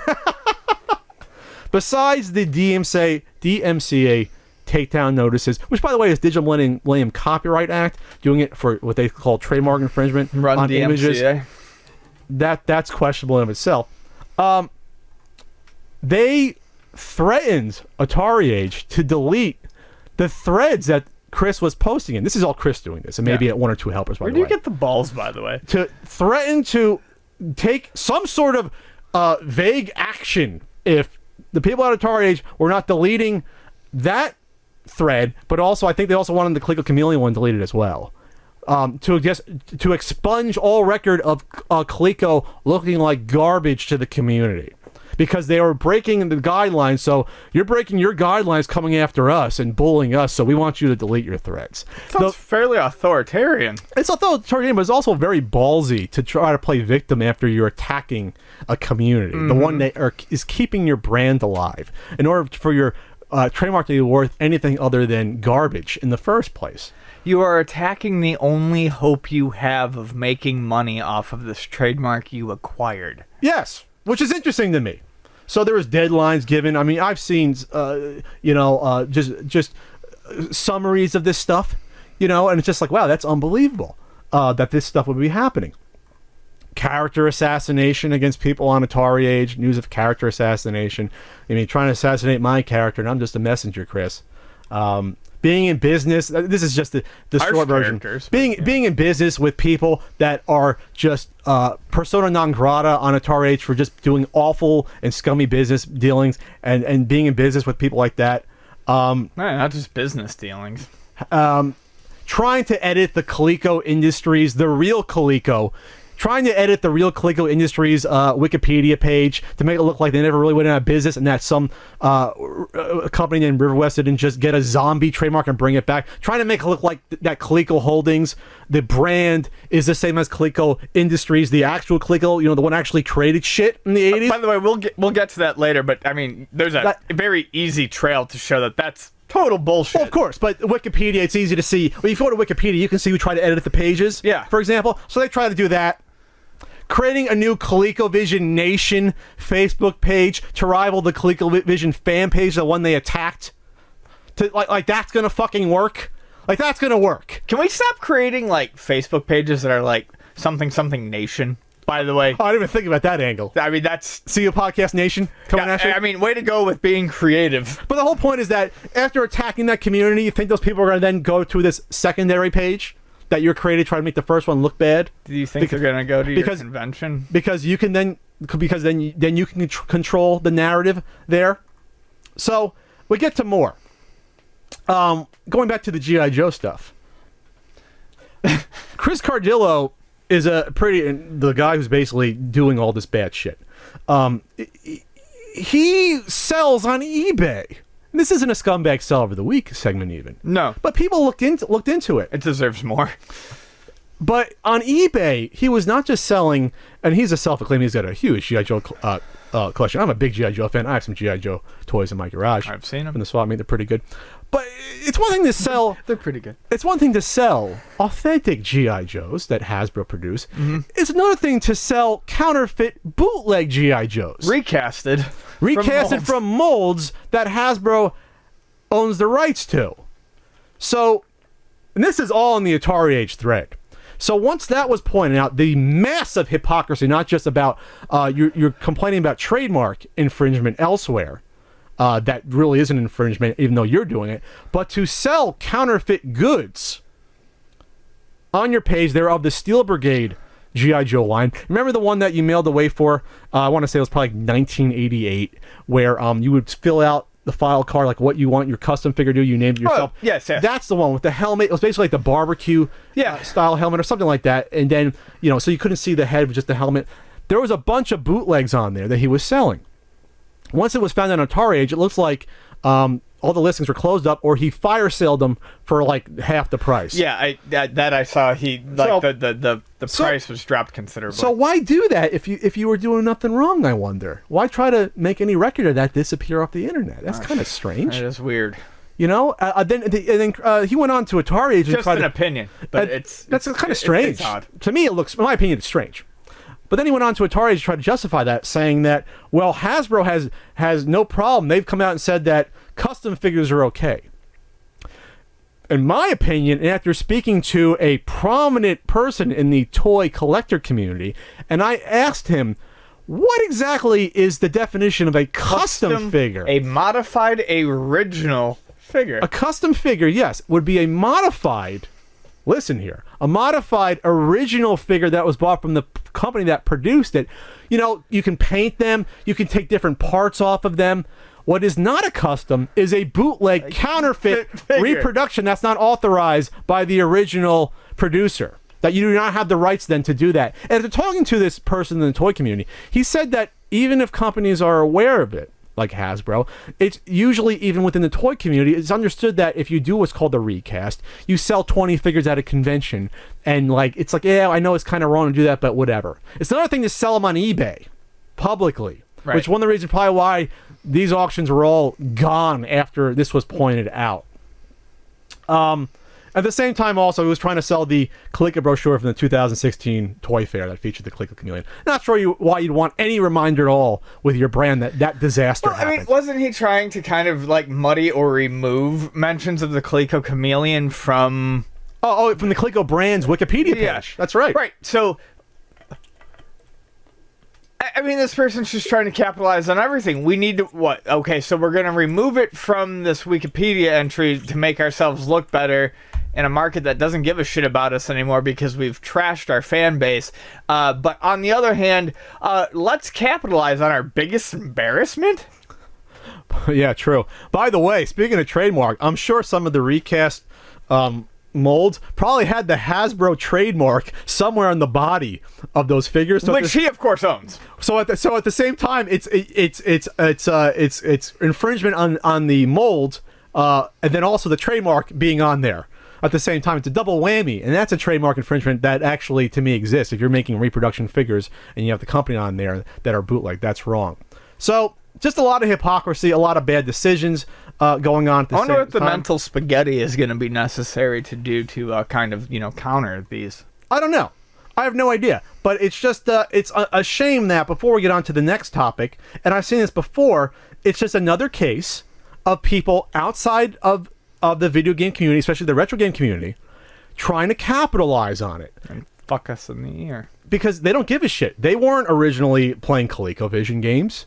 But they say, oh, here's this trademark that's not worth anything or worth very little. Let's try to build it up again and capitalize it without doing any of the fucking work that the original company did in order to make it fuzzy in our memories and our nostalgic belly. Not doing the work to produce a console or produce a Cabbage Patch Kids, or to do the handhelds, but people still remember them. So let's just tap into that. And unfortunately, the pattern I see is guys from a toy background seeing how they've already capitalized in the toy market, coming into video games. And I spoke about that before, people getting integrated video games or selling video games in general. A lot of those guys, or a portion of them, have come from toys. And I think the problem is Coleco is particularly ripe for that. Well, not anymore. But Coleco is particularly ripe for that because they did go into toys. They weren't just video games. They did go into...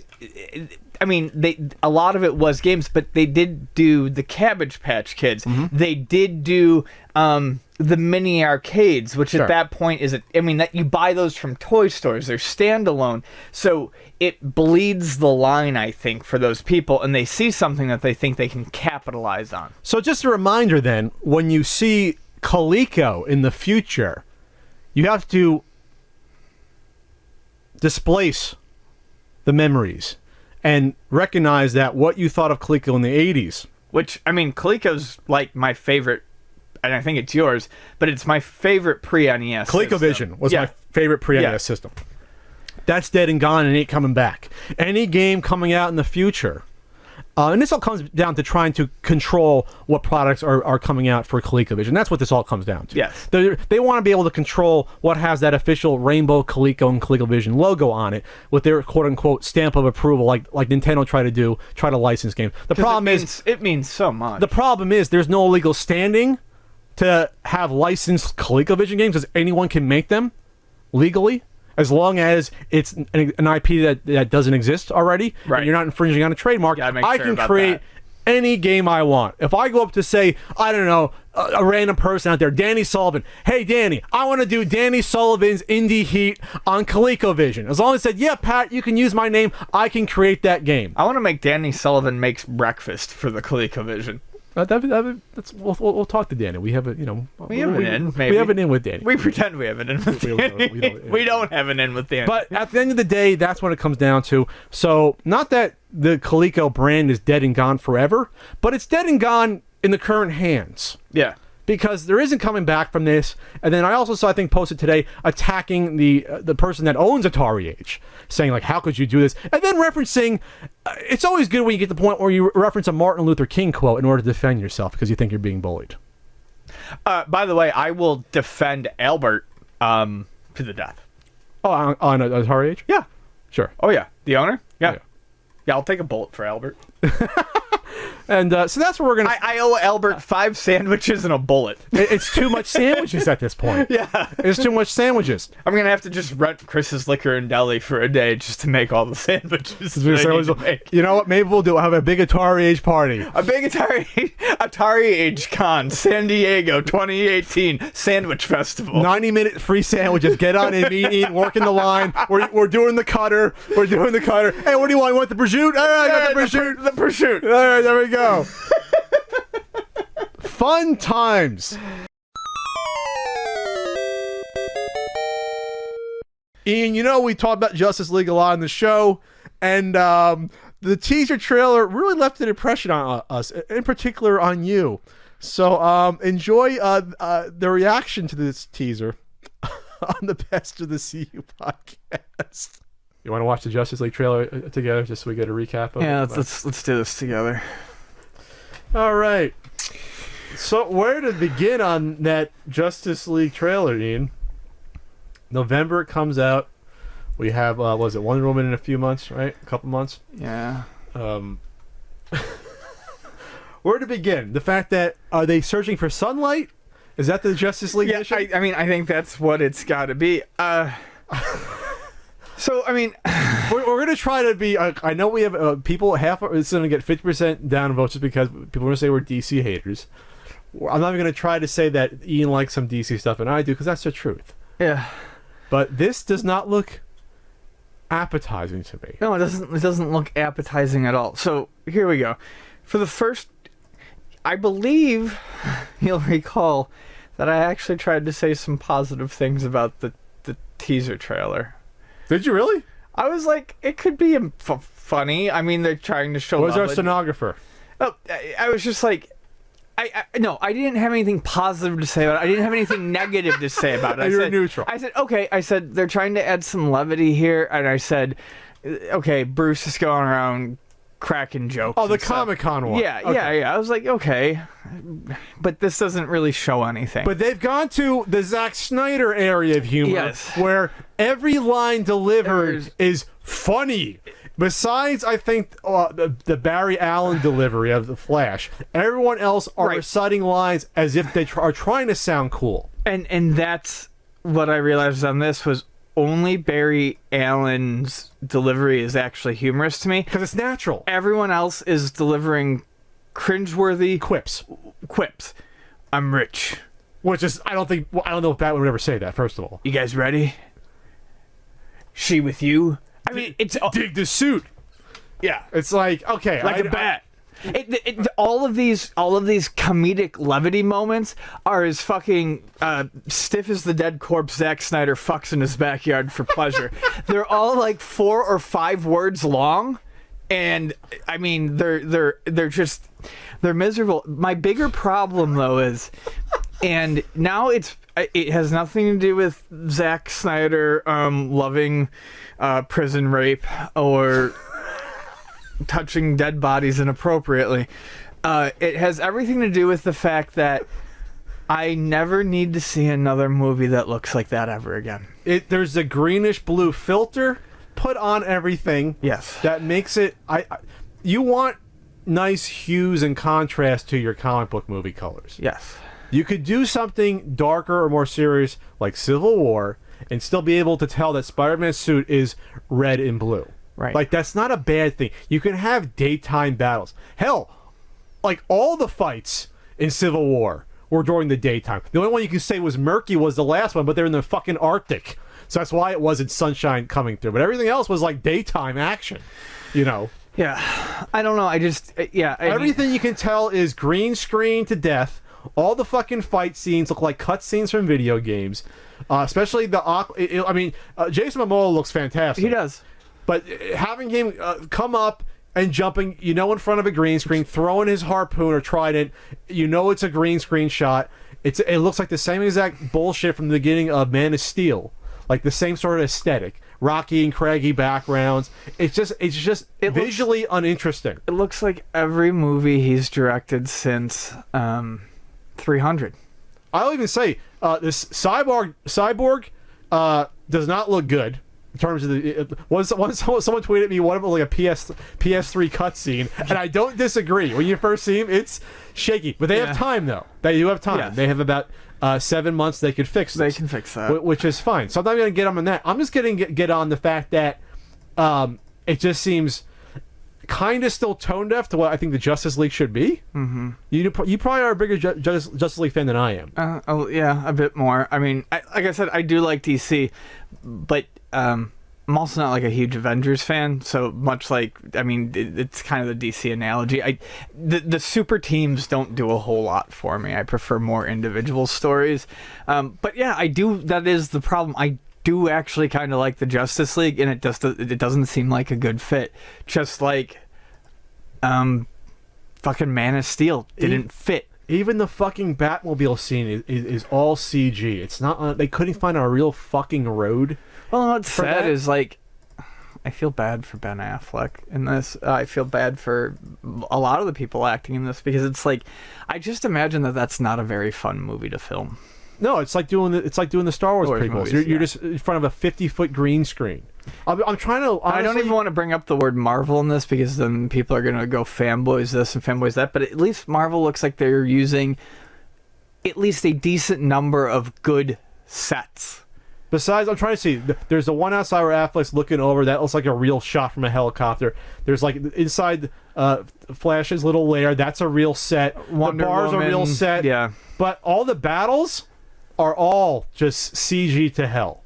All of them. And that's what, besides Wonder Woman like sweeping the guy in. That's what I'm saying. That part looks. But everything else, though, I'm sorry, it just sort of turns me off. And you can say, well, you're nitpicking. No, we're too used to it. Because, I hate to say it, Marvel is figuring out how to do it, incorporate things together. I no longer have the fire to get so worked up about it, because I knew better, I guess, than to really expect anything different. But the Barry Allen character is fairly interesting. That looks interesting. And I like Jason Momoa, and I have lost faith in this attempt at making an interesting Aquaman, but I still kind of want to see what they do with it. However, I just don't want to watch another movie like this that looks that way. It just looks all gritty and ashy, and you're like, all right. If the DCU somehow manages to move on beyond this, maybe I will go see the Aquaman movie if I want to see how Aquaman is portrayed. I think, or I'll see the Flash movie to go see how that's portrayed. Wonder Woman also has those muted colors. Yeah. So I think we're trying to work through the Zack Snyder aesthetic, that once you get the Justice League, and then hopefully after that it goes away, you'll get a colorful. I'm really looking forward to the Green Lantern movie, because it's supposed to be multiple Green Lanterns. Interesting. So that'll hopefully be colorful. You're in space. Flash, would be better to have color. I will say this. I will give this trailer credit. It doesn't give away the main villain. Nope. That's a great point. And it doesn't give away, spoilers, the fact that Superman's going to be returning in this somewhere. Yeah. So that was good. Well, hopefully the next trailer doesn't. I think they'll probably have to do some sort of reveal, because by then they're gonna have all the posters anyway. You know. Yeah, but I mean, I do like that. This and you know, just to prove I'm not a Marvel fanboy, I have not watched the Spider-Man trailer, and I will not watch the Spider-Man trailer because I heard it was a horrible mess of bullshit with tons of spoilers. Well, it was spoilerific. I might talk about it myself, but it was too spoilerific. So. Credit to them for actually making this not spoilery. Unfortunately, it showcased too much of that shitty directing style I don't want. Can we talk about the trailer having a Beatles song about peace being, you know, sort of... I guess they thought they were successful because of fucking Suicide Squad using Queen and getting people excited about that trailer. Well, they heard the words "come together" and they were like, "Well, all the superheroes are going to come together." So you could definitely know that was a Zack Snyder song. Well, come together. Even that Beatles song should be taken literally, right? It's not about peace and harmony. It's about people battling, getting together, big bugs and throwing tridents through them in front of a green screen. If I showed that to Frank, he would probably throw my laptop through the window. Patrick, please. Please.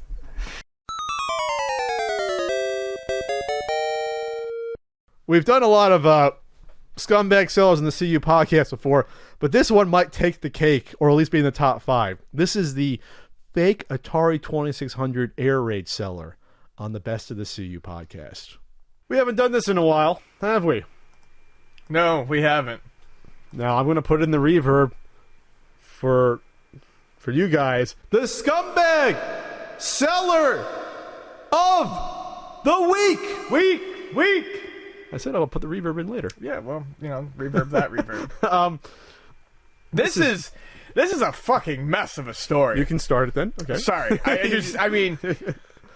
So it's down under. Someone Atari in games down Australia put an Atari up for sale. Put an Atari? Yeah. With 5 games and A 2600. Yeah. And one of them was a box complete copy of Air Raid. Air Raid, if you didn't know, is probably the rarest known. It's one of the rarest games. Yeah. You can go into Gamma Attack or Red Crossing, but it's the holy grail of Atari 2600 collecting. Correct. And it's hard to start the story because it's weird. So basically, someone saw it and did a side door. Someone saw this and did a side door deal, basically, and went over and offered about $500. We think that's what happened. We're not sure. We think. Well, a lot of this seems fabricated. Yeah. Then another one goes up for sale. Looks a lot like the original, with a sticker slightly moved around. From the same seller. From the same seller.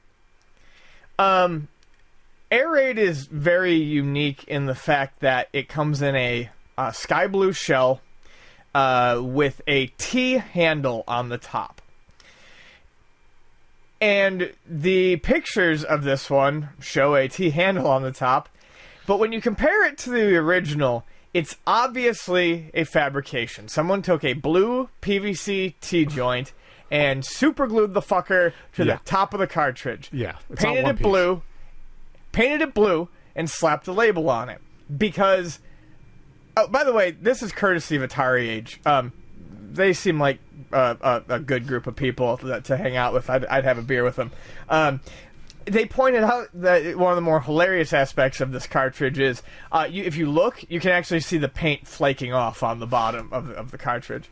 Yeah. So, anyways, they get into this whole back and forth, the Atari Age forum, with this lady who says that it was her father-in-law's, and she's just trying to sell stuff, and she's not claiming... It's her deceased father-in-law. Her deceased father-in-law, right.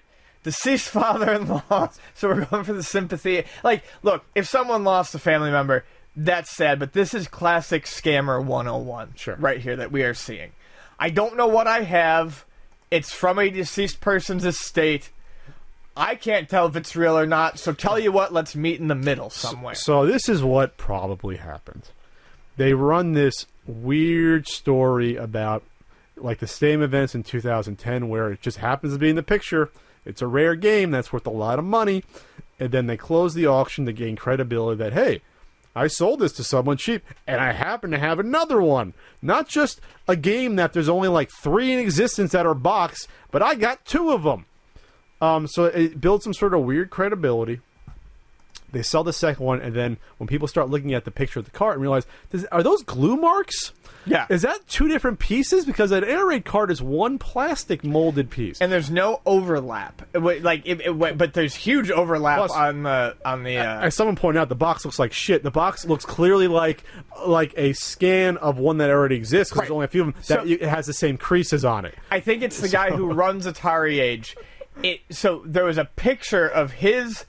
There's a picture of his box, and you can see creases in the lower left-hand corner of his box.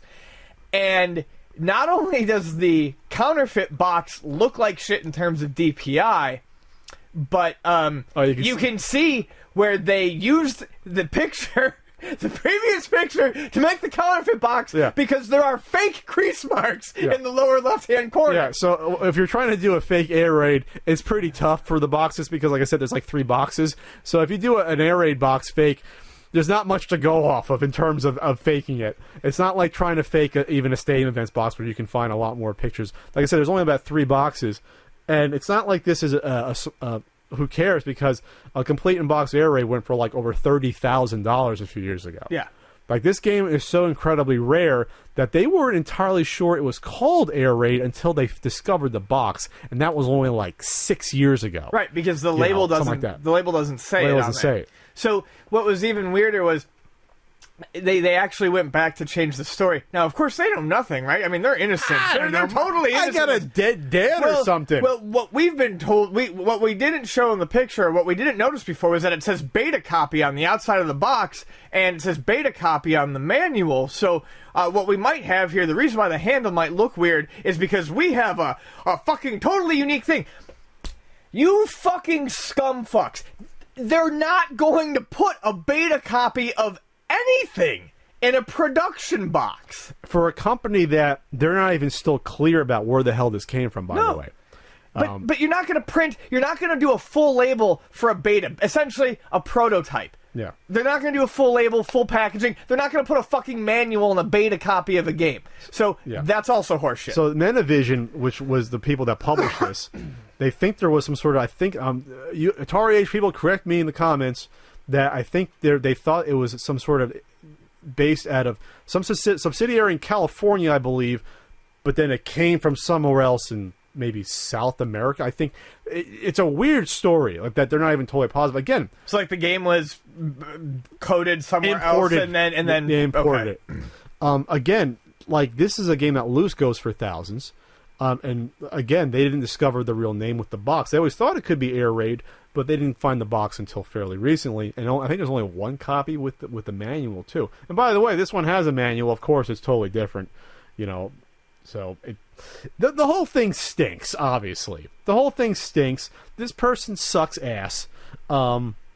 It's funny. It gets better. I know. I think you're about to say the same thing. It gets better. Not only is this slander. Not only is this pickup only in Australia.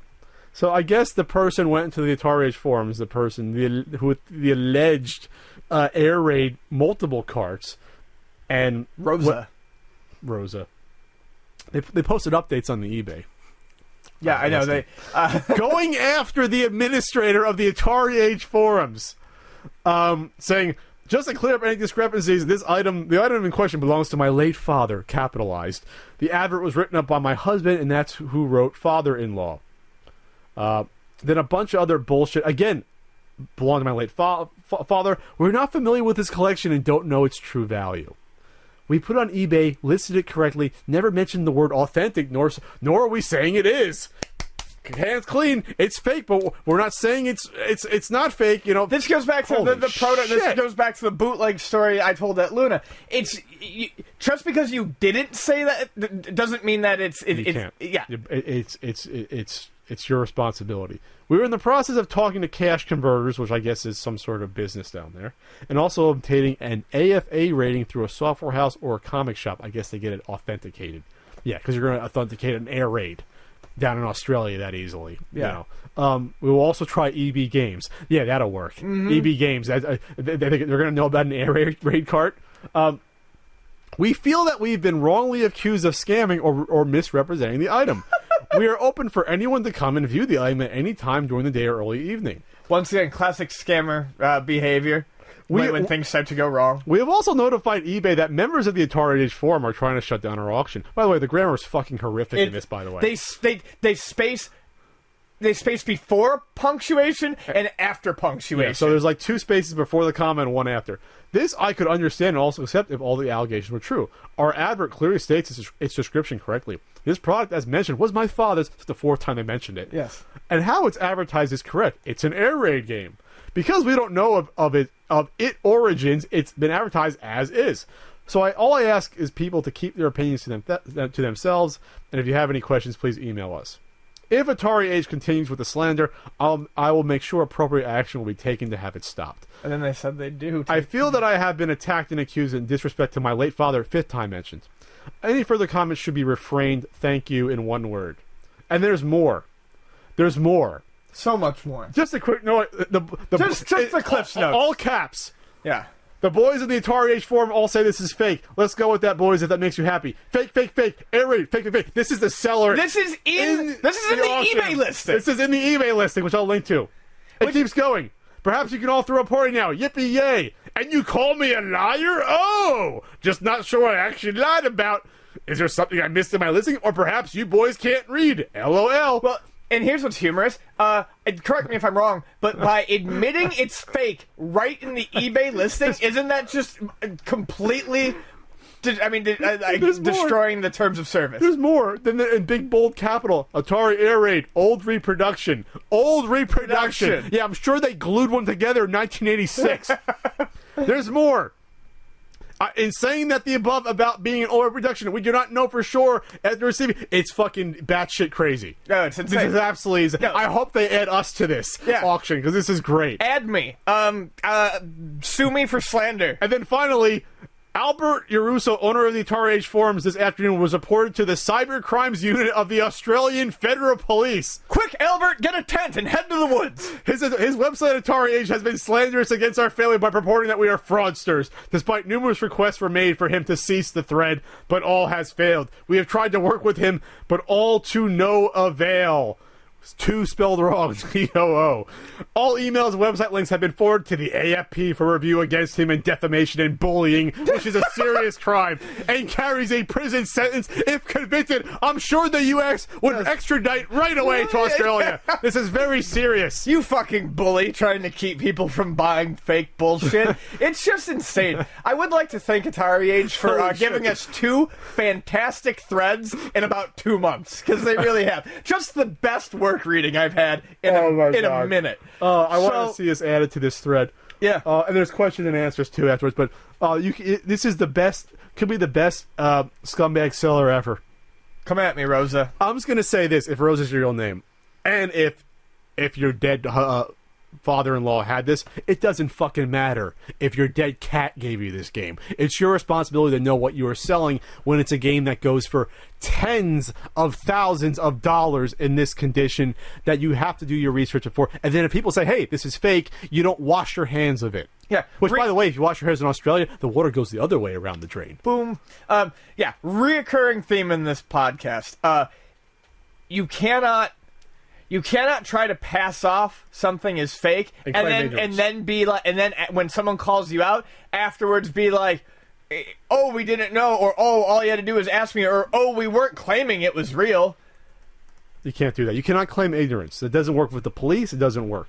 It doesn't work in a court of law. And please add us to this eBay listing. It would make my day. It would. It would be an honor, Rosa. Yes.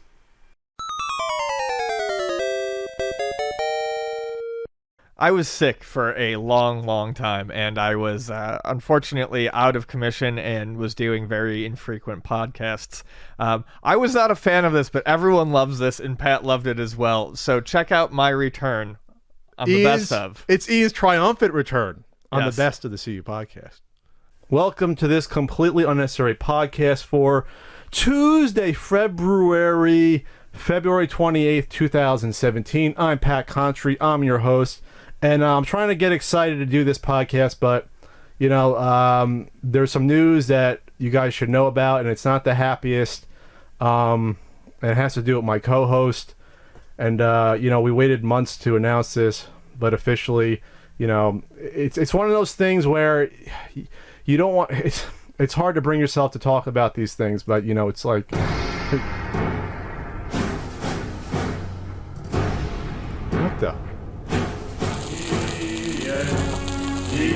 What the... What the? Wait a minute! Is that Ian? Is that Ian on the CU podcast? My God! In all my years, I never thought I'd see this day! My God! It's Ian on the CU podcast! Because you fucking know that anymore. It fucking hurts.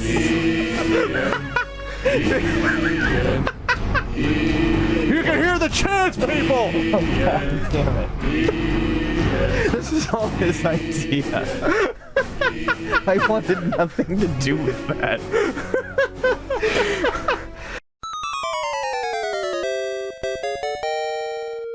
In an upcoming console we discussed a few times, and the person running it didn't like how we were critical of the product. We had an apology about it. This is the Intellivision Amico apology on the Best of the CU podcast. So, Ian, you know, controversy the past week. It's something we felt we should respond to. I almost feel like we should apologize for how we spoke about the Intellivision Amico. Because we weren't harsh enough.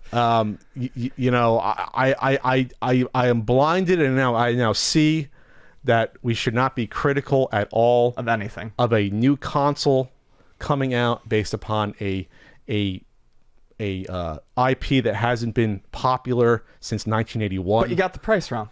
I got the price wrong, which I corrected in that original YouTube video comment, and then the second I corrected myself. So, but because I said that, I apologize. All our points are now moot and invalid. Yes. Because I got the price wrong. I also apologize for saying that it's digital only when apparently there might be physical games released for it, but we don't know. In all seriousness, Tommy Tallarico, you know, went after us on Twitter. This is the latest way I can put it, and it got more onerous. He took on Ben Shapiro qualities. He actually said, debate me. Yes. Did you see that one yes, tweet? He said, debate me. And even Mike Kennedy never said debate me. He just called us drunken. So I thought that was interesting. Yeah. Well, it's not really, it wouldn't be a debate. It would just be a difference of opinion of where we think the market is for a console that isn't even out yet for at least 14 months, by the way. So it's not like there's a track record we can even go off of for a new company like this. And it is a new company. This is a restart. This is a reboot of a brand, that's been kicked around and hasn't been really utilized besides, putting out, packs of old games, Right. So, I mean, how are you supposed to judge what they're doing here? All I know is this, Ian. We're allowed to have an opinion, and if you don't think there's enough info out there, then it probably started too soon. But I'm allowed to form an opinion off of info that's out there. The website is paltry, and that's putting it lightly. The website has more room dedicated to pictures of colored console variants in CG mock-ups versus the actual information that we are supposed to have or being criticized for not having. But this system is going to be different because it totally didn't make a huge deal out of announcing color variations at E3. So it has, for example, I'll run through the website because this is really quick, and I'm not reading press releases. No one reads press releases, by the way. Press releases go to website, they get churned out real quick, and after that you forget about them. Your website is supposed to give us the info we need. Easy touch screen, disc and motion controls. Okay.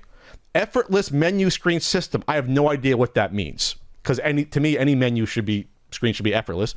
Games focused on all skill levels. Okay. The Karma trademark gaming engine. Any information on that on the website? I don't know. I don't see it. Interactive lighting guidance system. I guess it means LED lights on the console. Cool. It's ritzy looking. Affordable.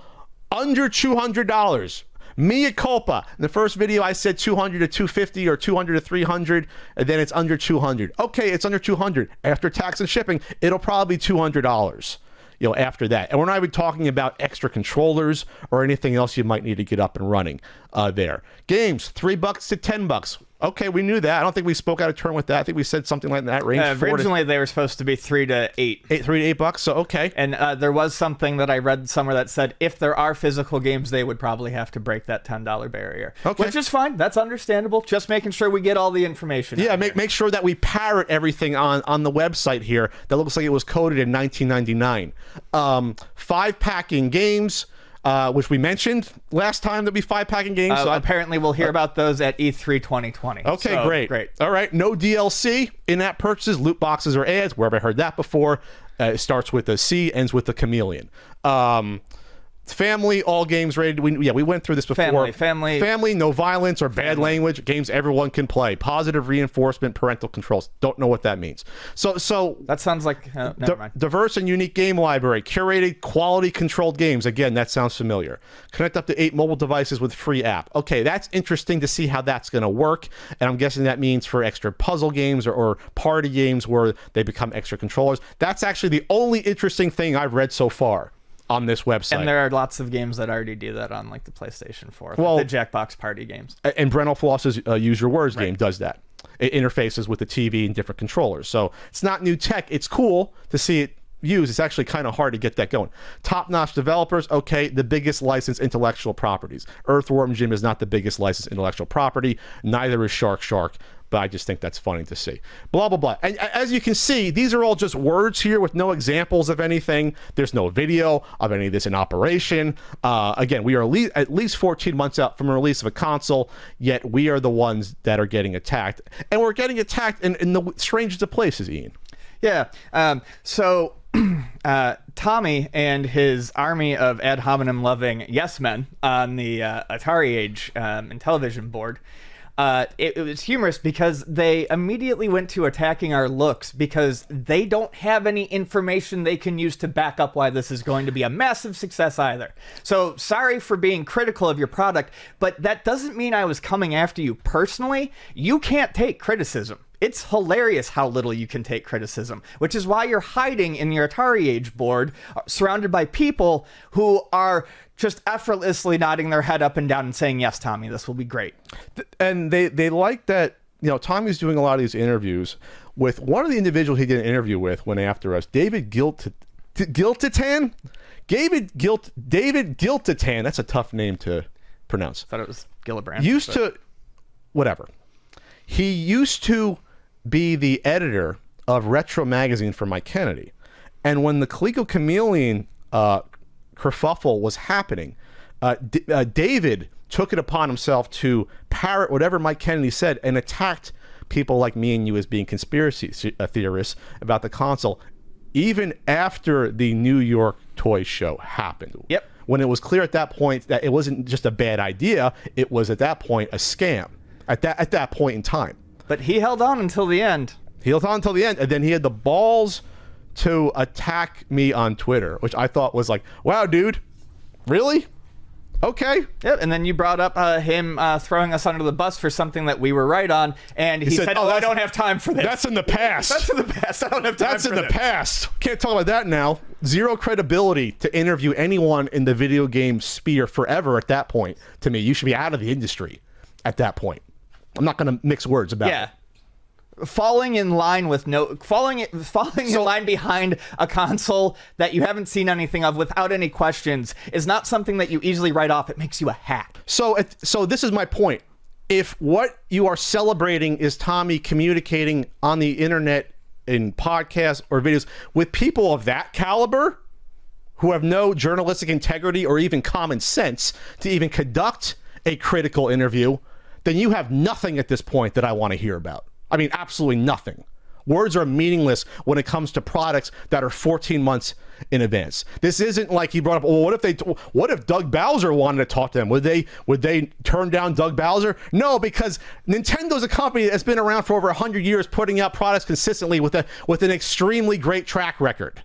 Yeah. That's a little bit different than but that makes us fanboys. It's different from a new startup for a console that's still in prototypical form, if you want to say that we have little information on that we can go off of.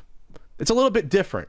And it's surprising that in the matter of 1 or 2 years, when people loved our commentary on Atari Age, I'm not saying all Atari Age people, because even Albert, who runs Atari Age, was disgusted by us being attacked physically, and he weighed in saying you can't do that anymore. Physically?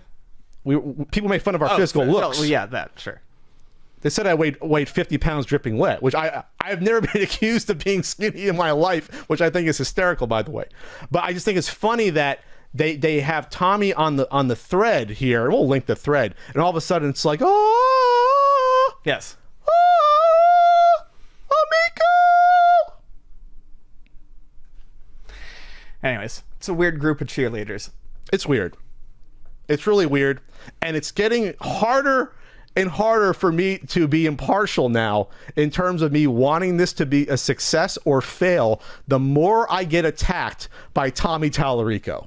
That's all I'm going to say. Because we had the gall to not immediately say this is going to be the best thing ever. And apparently we know nothing about pre-NES consoles, or as I do, even though, No, the Atari 5200 definitely isn't one of my favorite consoles.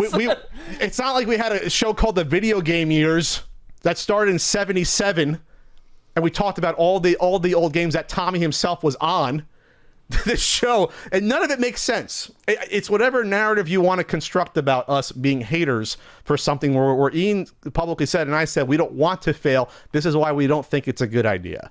And because we're not cheerleading something that I've also vocally on this podcast criticized Sony, Microsoft, Nintendo, and just about every other major player in the console game. So the hide your head in the sand and say we're fanboys excuse doesn't cut it. So one person said, by the way, there was no in this thread, unlike the Chameleon and the Retro VGS, there was no links to our commentary, which I thought was cute. I wonder if it wasn't allowed, or they said no, we can't have anything negative at all here. But the one person that did say they think we didn't say anything unreasonable about the Amico last episode. Tommy just came off a podcast where he convinced a doubter, and several of you praised him for the interview, and then everyone started going in about why we were wrong, and Tommy had a nail in about what he's trying to do here. He said, let the hardcores hate and not understand all they want. It doesn't affect our mission or goal at all. And again, once they actually play it and see their non-gaming friends having fun together, they'll all of a sudden start to understand what we felt growing up and what has been missing for over a decade in the gaming industry. I have a lot of non-gaming friends that have had fun with the Switch. A lot of family-friendly games on that, too. But hey, pointing that out makes me a fanboy. You're a fanboy now, Ian. Well, you're an anti-fanboy. You're an anti-Intellivision hater. You don't know anything about the Intellivision or anything before the NES. Don't know anything. I never played Mousetrap with my cousins or played Pole Position on the 7800. I don't know what I'm talking about. I never played arcade games that came out before the NES. I didn't do any of that.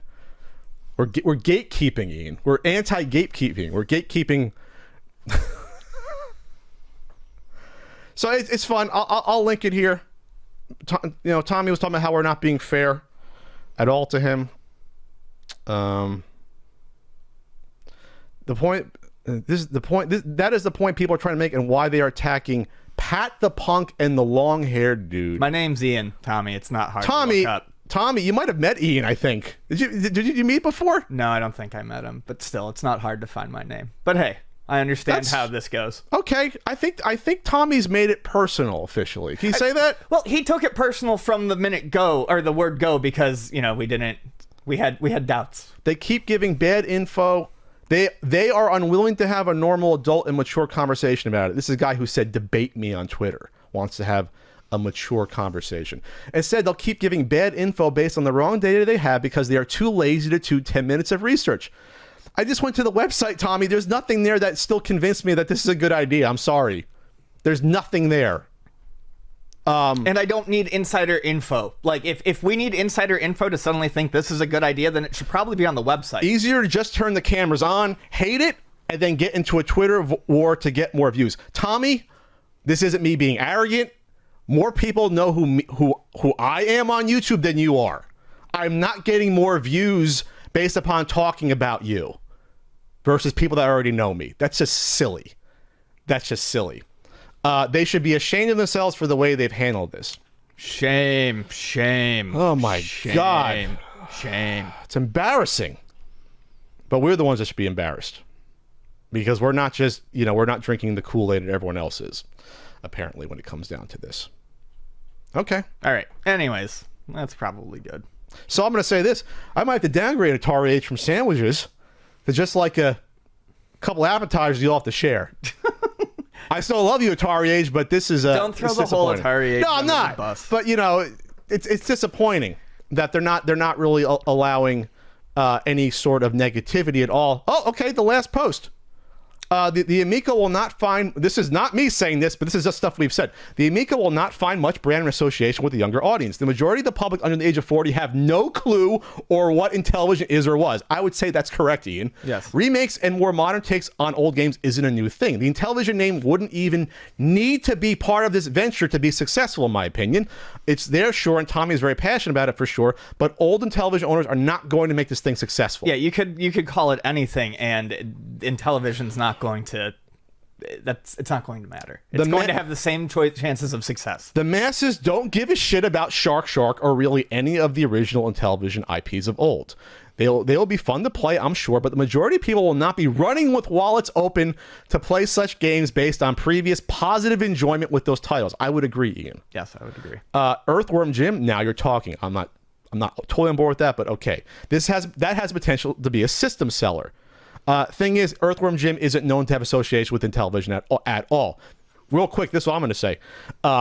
from what we know that this is not going to be a system even probably near close to the power of Nintendo Switch, from what we've heard. And we'll be shocked if it is. I don't know how complex of an Earthworm Jim game you're going to get. You know, that's all I'm going to say. Again, Intellivision means nothing special, means nothing in that regard. Amico is better off standing on its own, as most people won't have a clue, and there'll be a fair number who might remember Intellivision in a negative manner for whatever reason. He's absolutely right. Not everyone remembers Intellivision remembers it to be good. We always remember that's such a weird system that the Atari beat up, and that no one remembers anymore. The main one was often called a horrible controller. I'm liking a lot of what I've seen in the videos of the Amico. I remember Intellivision from back in the day, but I'm also one of the people who hate the original controller.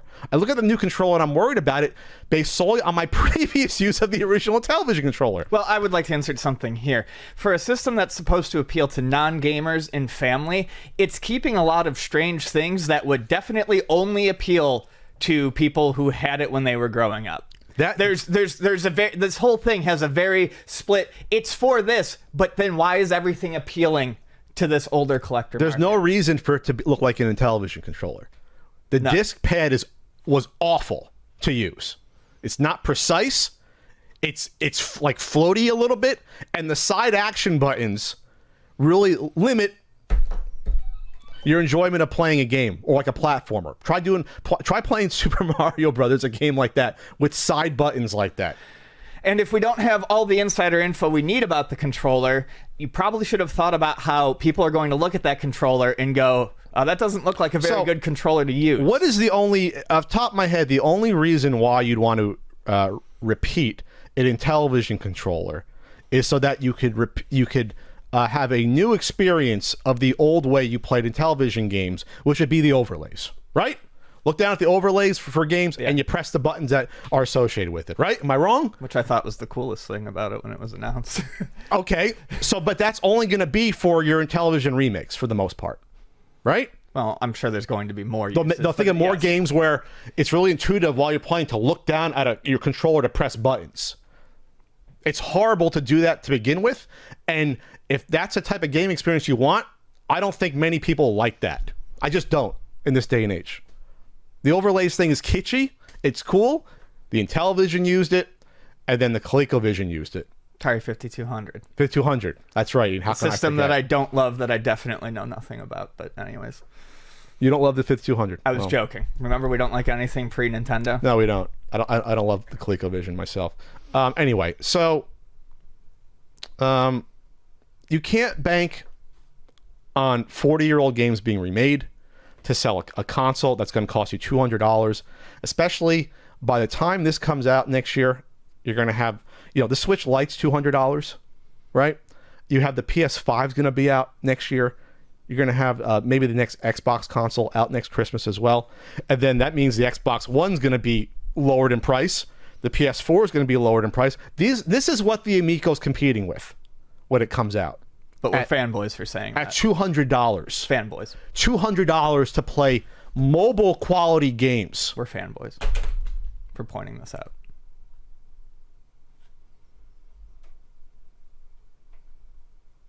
Have fun spending $200 to play an updated Shark. Have fun out there doing that. We'll see how long that makes the system last in the ecosystem.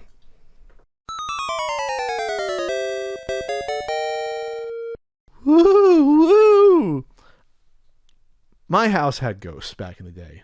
You may not agree, but either way, I spend a nice ghost story yarn or two on this segment, and you're going to listen to right now on the Spooky of the CU podcast. Woo!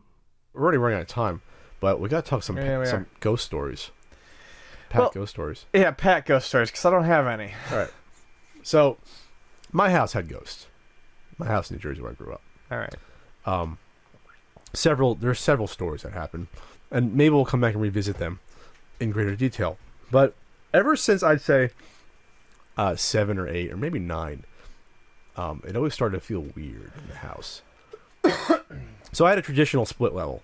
They probably built all these houses in like the 60s, when all the the baby boomers, So you have a house that's like almost like it's 2 levels, stairwell in the middle, going up diagonally. All stairs go up diagonally, except for the circular ones. But you have like a cube, and you have a hallway around, and hallway around. the stairwell, and then you have the rooms off to the side. You have the dining room, you have the kitchen, rec room, bedroom, bathroom, you know, it's like a square. And then upstairs you have a few rooms. So these are how all these houses are. My room was in the corner, we'll just say the northwest corner of the house. The furnace was outside of that, and the rec room was immediately there, and there was a bathroom next to it. I should probably draw this I'll do like a drawing for the YouTube version. So a lot of things happen near that area of the house. And in particular, even if I went back tomorrow, I would still feel slightly weird and uncomfortable at home, especially by myself and especially in that area of the house. Just not necessarily you're creeped out, but just unease. You can't get comfortable. And so I'll just try to go through this real quick. But when I was 5, I say 4 or 5, so my sister is about 4 years older than me. There was a story of my sister. She got out of the shower in the bathroom, which is right next to my room. If you turn left out of the bathroom, you see my room. You turn right, you go around the hallway and out the other side. So she walked past my room, and I was having a nap, and my mom was like comforting me. My sister just walked past. She's heard my mom, whatever. But then she walked into the rec room, and my mom was sitting there watching TV. And then she turned back into my room, and whatever she heard or person she saw was gone. So after that moment, my sister never, ever would walk out of the bathroom past my room. She was always fearful or felt weird to walk that way towards the stairs, which was the opposite of the house, to go up to her room. She would always walk the opposite way past my parents' bedroom. So, well, fast forward to, I think I was 11 or 12. My mom used to get up at 5 a.m. The cats would wake her up. Or the cat at the time. We had 2 cats later. Cuddles. Lovely Cuddles. I like that Rest in name. peace. She was a fierce cat, but her name was Cuddles. She would get fed about 5:30. It would not be uncommon for my mom to come to my room and, like, you know, re-tuck me back in, you know, put the blanket under real comfortably and warm me up. So that would happen often. So it was one day, I was probably 12, 11, something like that. And my bed it was always like positioned that it wasn't against the wall. There was always a space on the other side for my nightstand, and then the other side you can walk either way. So I'm turned on one side. It was probably about 5 in the morning, 5:15, 5:20. And I felt someone rustling my sheets. And this, you know, I was half asleep. Rustling the sheets, it's like my mom tucking me in. And I turned over, I go, "Mom, is that you?" And I saw this white thing. Now, I had not good vision. At this point, my vision had deteriorated tremendously because of playing Nintendo and Hereditary. But Do you wear contacts? not anymore. I got LASIK. Oh, You know that? I got LASIK. I forgot. No, yeah, I remember now. So, I definitely saw this white thing in front of my face. And with my bad vision, I couldn't really make it out, but it was there. Now, at the time, I was into alien stuff. So I first thought, this is an alien thing, trying to abduct me. So I was into alien stuff. Which was stupid, because looking back, as dumb as it sounded, it was much more logical that it was the same sort of ghost-type character that my sister saw all those years before, trying to be my whatever protector or whatever in the room. So I got freaked out, threw the covers over my head, and that was the most scared I've ever been in my entire life, and didn't move for like literally 2.5 hours from my bed. Like, absolutely terrified. You can make the argument that I was just waking up, sure, but seeing whatever the hell I saw, that woke me up damn quick at that point. That was like cold water on my face. So after that, I couldn't sleep in my room comfortably for years and years. That sort of crystallized that feeling in that corner of the house, that it feels fucking weird in this corner of the house. And honestly, and this is a cliche, but it was always a little bit cooler in my room too, and that's always a cliche about temperature drop. But you ask anyone in my family, that was true. You walk in my room, it felt like it dropped 5 degrees when you walked in the room. Fast forward, I'm in, this is probably early 20s. I'm eating at the dining room table. And the dining room table where I sit, if you look that way, you look down the hall, through the kitchen, down the hall to the rec room with the furnaces, and then my door, which is at the end of that hall to the right then. And then I'm eating a sandwich or something, and it wasn't out of the corner of my eye. I was actually looking for some reason down that hallway. And I'm looking down that way, and I saw a white boot. About that big, old-style boot. You know, it's probably like, whatever you would say, like the way men would wear boots 100 years ago. Old-timey boot. Old-timey boot. Happened to take... the boot just took a step. It took a step, like, out of my vision from where the furnace was to the back room. And it wasn't a split second. It was a full, like, second. Here's the boot. Badoo. Bip, ba-doo. And I didn't freak out because what are you going to do? You see a boot. Bip, ba-doo. Walk away. And then talking to my mom years later, she had said she'd seen the same thing. She'd seen this white old style boot walking around sometimes, but sometimes she said it was part of something else. You see part of a leg or some sort of apparition with it. Whatever. My sister, when I was I'm bouncing back to when I was in high school, I was playing Ken Griffey Jr. bass. I'll never forget that. I had it in my room, my CRT monitor, that one, playing it. My sister opens the door up, and he goes, "Patrick, you just walk into your room." And I was like, "No, I've been playing this for like 20 minutes." She said, "I just saw someone walk into your room. I swear to God."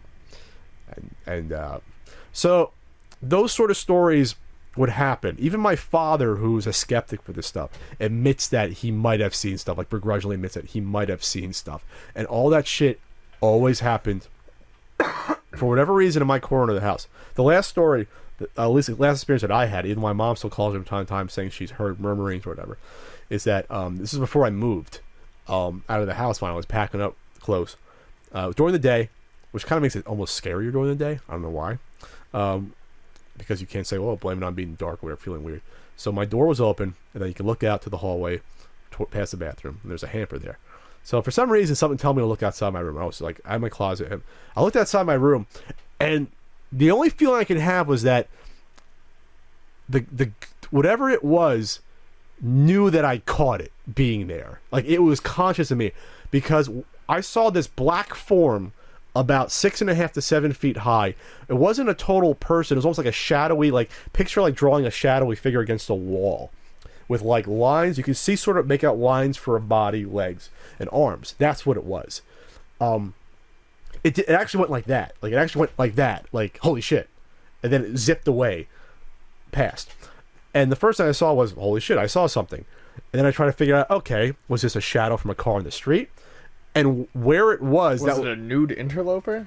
Where it was would be very hard because it wasn't close to it. There was no window directly there that it could be a shadow from the outside. There was no window that shined that. I caught something that was obviously knew I was there, and I saw it. So there's a couple other little stories. My father, he'll kind of admit, but then doesn't want to talk about it, stuff that he's seen. But there's just this collection of stuff, and it always goes back to the corner of the house. That area of the house, the white boot has been seen by me, my mom, maybe my sister, and it's just really, you can't explain it, but it is what it is. We've all seen it. And you can say we all see stuff out of the corner of our eyes, or we all have experienced something or other, but it's there. I mean, it's not something you want to make because people will say you're crazy, but we've seen shit in the house. And there's other stories too. I'm actually leaving out a few things, but those are the highlights.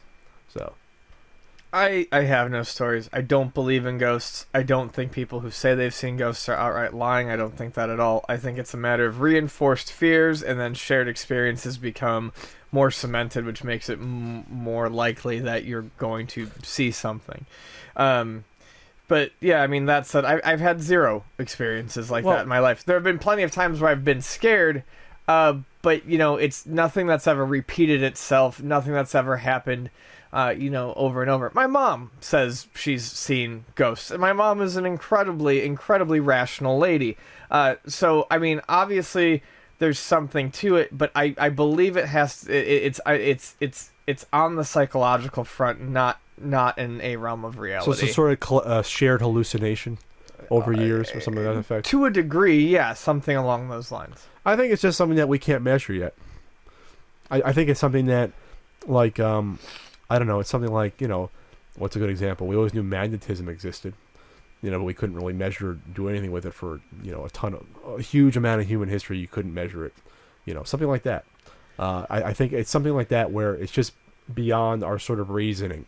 I think it's just our energy. I think people have energy inside them. Well, yes. Energy is released, I believe. Some sort of energy is released back into whatever, the universe, when we die. But what happens to that energy, I don't freaking know. No one knows until you're dead. What happens to your energy? I don't know. I want to be a tree. I just think that could be an explanation of that. This is some energy that's just still floating here instead of it should be somewhere else, but it still hangs around. That's the best way I'm going to say it. And the only reason I want to say it's not sort of a reinforced shared experience is because it's not like we were happy that this stuff happened. I was terrified. by the experience in my room. I'm not saying one you time. have to want it to happen. And it wasn't something we talked about with each other. That it's not like it's not like we'd all see something that had happened all within like a week or two. This is stuff that happened like once every 3 or 4 years. It would happen again randomly. Sure. So It's not like a movie in a haunted house. no. It's just over the course of it's a not. week. It's not like you can predict what happened. But I'm a big instinctual person with my gut, and I'm telling you, I don't feel weird living here at Frank's house, at your place. I go back to my house. I feel fucking weirded out. I feel weirded out, especially when I'm home alone. Me and my sister, whenever my parents would go out at night, me and my sister would be alone. We would always have to be in the same room. We could not be, especially in the back room. If she left, even to go for a minute, you felt weird. It's always that, the feeling when you're not alone. Yeah, that's the feeling. Well, real or not, the fear is real, and that's enough. Well, the feeling was real. Some people are curators. Some are collectors, but the hardest of the hardcore are collectionists. Enjoy this tale of the collectionist on this Best of the CU podcast. All right, Ian. Yes. Do we have a live tales from the game store? All right, so I'm just sitting at work. This is about a week ago, and this family walks in with their kid. Almost adult son, their large adult son. I'm not sure. He looked like he was probably about 18. And he comes up to the counter, and he's like, "Do you have Super Nintendos?" I go, "Yes, I do." And I pointed to them. And his mom asked, "Will these work on modern TVs?" Smart question for a mom who probably, hasn't played games in a while. And I said, "Yes, they do." I said, "It's not ideal." And I said, we have, these Retron consoles that will, do the job. They hook up via HDMI. They're new. The graphics will be clear, and the input lag will probably be lower than if you were running an SNES through AV. And the kid shakes his head and looks at me and goes, "Not gonna do. I'm a collectionist. I'm somewhat of a collectionist." Well, let's back up a second. Not a collector. No. A collectionist. A collectionist. Not a preservationist. Collectionist. A collectionist. Collectionist. And I had to bite my lip so freaking hard. So I looked at him, and at this point, it had been a long day. Been a while. I started to turn sour like a lemon drop inside. I felt my soul dying. So I was like, okay. And he was like, "I'm just starting." I'm like, "All right, I just wanted to make sure you know what you're getting into. There's going to be some input lag here, etc." So I go in the back, and I grab a Super Nintendo, and I hear the mom talking to him, being like, "I don't know if this is a good idea, etc., etc. Maybe you should get this other one." And once again, he goes, "Mom, I'm a collectionist." Wait, what? Okay. Yes. He snapped on his mom? How old was this kid? He was anywhere between like 16 and 21. I couldn't tell. So in that awkward age where you still have to have your mom drive you places? Yeah, and put up with that, but he was feeling his oats. He's like, "All right, I'm a man. Oh yeah, no, I'm my own man, Mom. I'm a collectionist. He had something to prove. I'm proving I can sit on my own, Mom." So I go and I get a Super Nintendo and I put it on the counter, and he goes, "Is that official?"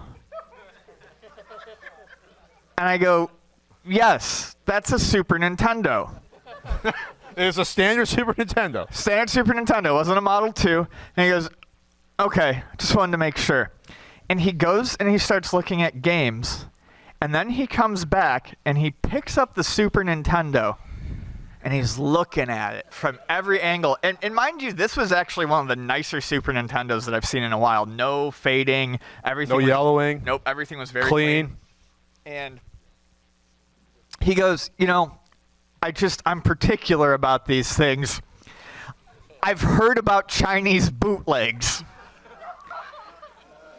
Bootleg Super Nintendo systems? Yeah. It didn't make any sense. And of course, if it's a bootleg, it must be Chinese. Bootlegs don't come from anywhere else. It's like the fucking North Pole. That's where Santa resides. China is where all the bootleggers reside. So I go, yes, it's a real Super Nintendo. And he goes, okay. Well, I just, wanted to make sure it looked right. So I go in the back, and I go to get the cables for him. And he yells to me in the back room. He goes, do you have official cables? I'm like, yes. And I give him the Super Nintendo controller, and it's obviously a real Super Nintendo controller. And he goes, is this official or is this fake? And I said, I slipped a little bit, and I said, do you know what you're looking for? And he was like, yes, I'm a bit of a collectionist. So I bring him the cables, and he picks up the fucking cables and starts looking. And he's like, do you have any in nicer condition? He wanted good condition AV cables for the Super Nintendo? So I put him down. I said, no. I was like, these are the nicest ones I have. So then he goes back to the game case, and he starts looking at the games. And he goes, he asked for, and sorry, it's not my favorite series. He said, what's the title of Donkey Kong Country 2? Someone help me. Diddy Kong. Diddy Kong's Quest? Okay, yeah, that was it. He goes, can I get part 3, Diddy Kong's Quest? And now I don't know the games that well, so I'm like, sure. And I go and I grab it, and I'm like, that's the Dixie or Trixie one? Yeah, and I take it out, and I put it on the table, and he goes, no, I want Diddy Kong's Quest. And I was like, you just asked for part 3. And he goes, well, no, put that back. He said, put that back. He said, I'll take Donkey Kong Country 2. So I grabbed it. And one of you was going to be wrong in that situation. I got him what he asked for. He said, Donkey Kong 3, Diddy Kong's Quest. And I was like, well, I don't know this stuff. So I got the Donkey Kong Country 3 that he asked for. Okay. You didn't look at the title on the carpet? Okay. I just grabbed he asked for Donkey Kong Country 3. I'm just saying. I gave the brat Donkey Kong Country 3. You knew this kid was trouble. You know. He's a collectionist. He's a collectionist. I knew. Collectionists should like this. Yeah. Then I rung him up. And at that point, I just tuned out completely to whatever he was saying. I don't know what he was doing, stroking off in the store. Oh, come on, Ian. He's a collectionist. There's children in the audience, potentially. I'm sorry. I rang him up, and they left. And the mom was like, we'll be back. And I gritted my teeth. The end. Okay. So is that the first time? We have to, make sure that we are defining this word for Merriam-Webster, what a collectionist is, because I had never heard this term in my life. So when I 2019 August, the collectionist. I posted a little bit of that on Twitter. I was just like, as I'm going, I'm like, this is ridiculous. And people kept coming at me with other fake names, but the best one was collectionaire. Collectionaire? Yes. Like extraordinaire, but collectionaire? Yes, exactly. So someone do a mashup of me and Gerard's, my face with Gerard's mashed up? Someone actually did send that to me. They said Gerard the Collectionist was what they said. Yes. Well, that was interesting, Ian. Do you think he'll come back in the store once he gets his own license and doesn't have mom drive him anymore? Ma! Ma, I need to go to the collectionist place. What has our generation done, Ian, with these kids? We made them collectionists. I normally like the kids who come into the store to buy stuff. They're usually nice and interested. They ask questions. They know what they're talking about. It's cool. You can tell they've done their work. I'm talking kids who are 12 or 13. They're teaching their parents about this stuff. It's impressive. And those hormones kick in, they become collectionists. Yes. That's what happens. Something turns inside them. You start finding collectionists on weird places on your body. Yeah, you start getting tingly sensations when you touch certain game cartridges. It happens, Ian. It happened to me. I think I was 12. It was early onset collection. Early onset collectionism. That's what happened to me. Well, that was an interesting story, Ian. You're welcome. That was a good live Tales from the Game Store. Yeah. That's the end of this edition of Best of the CU podcast. We'll see you next time.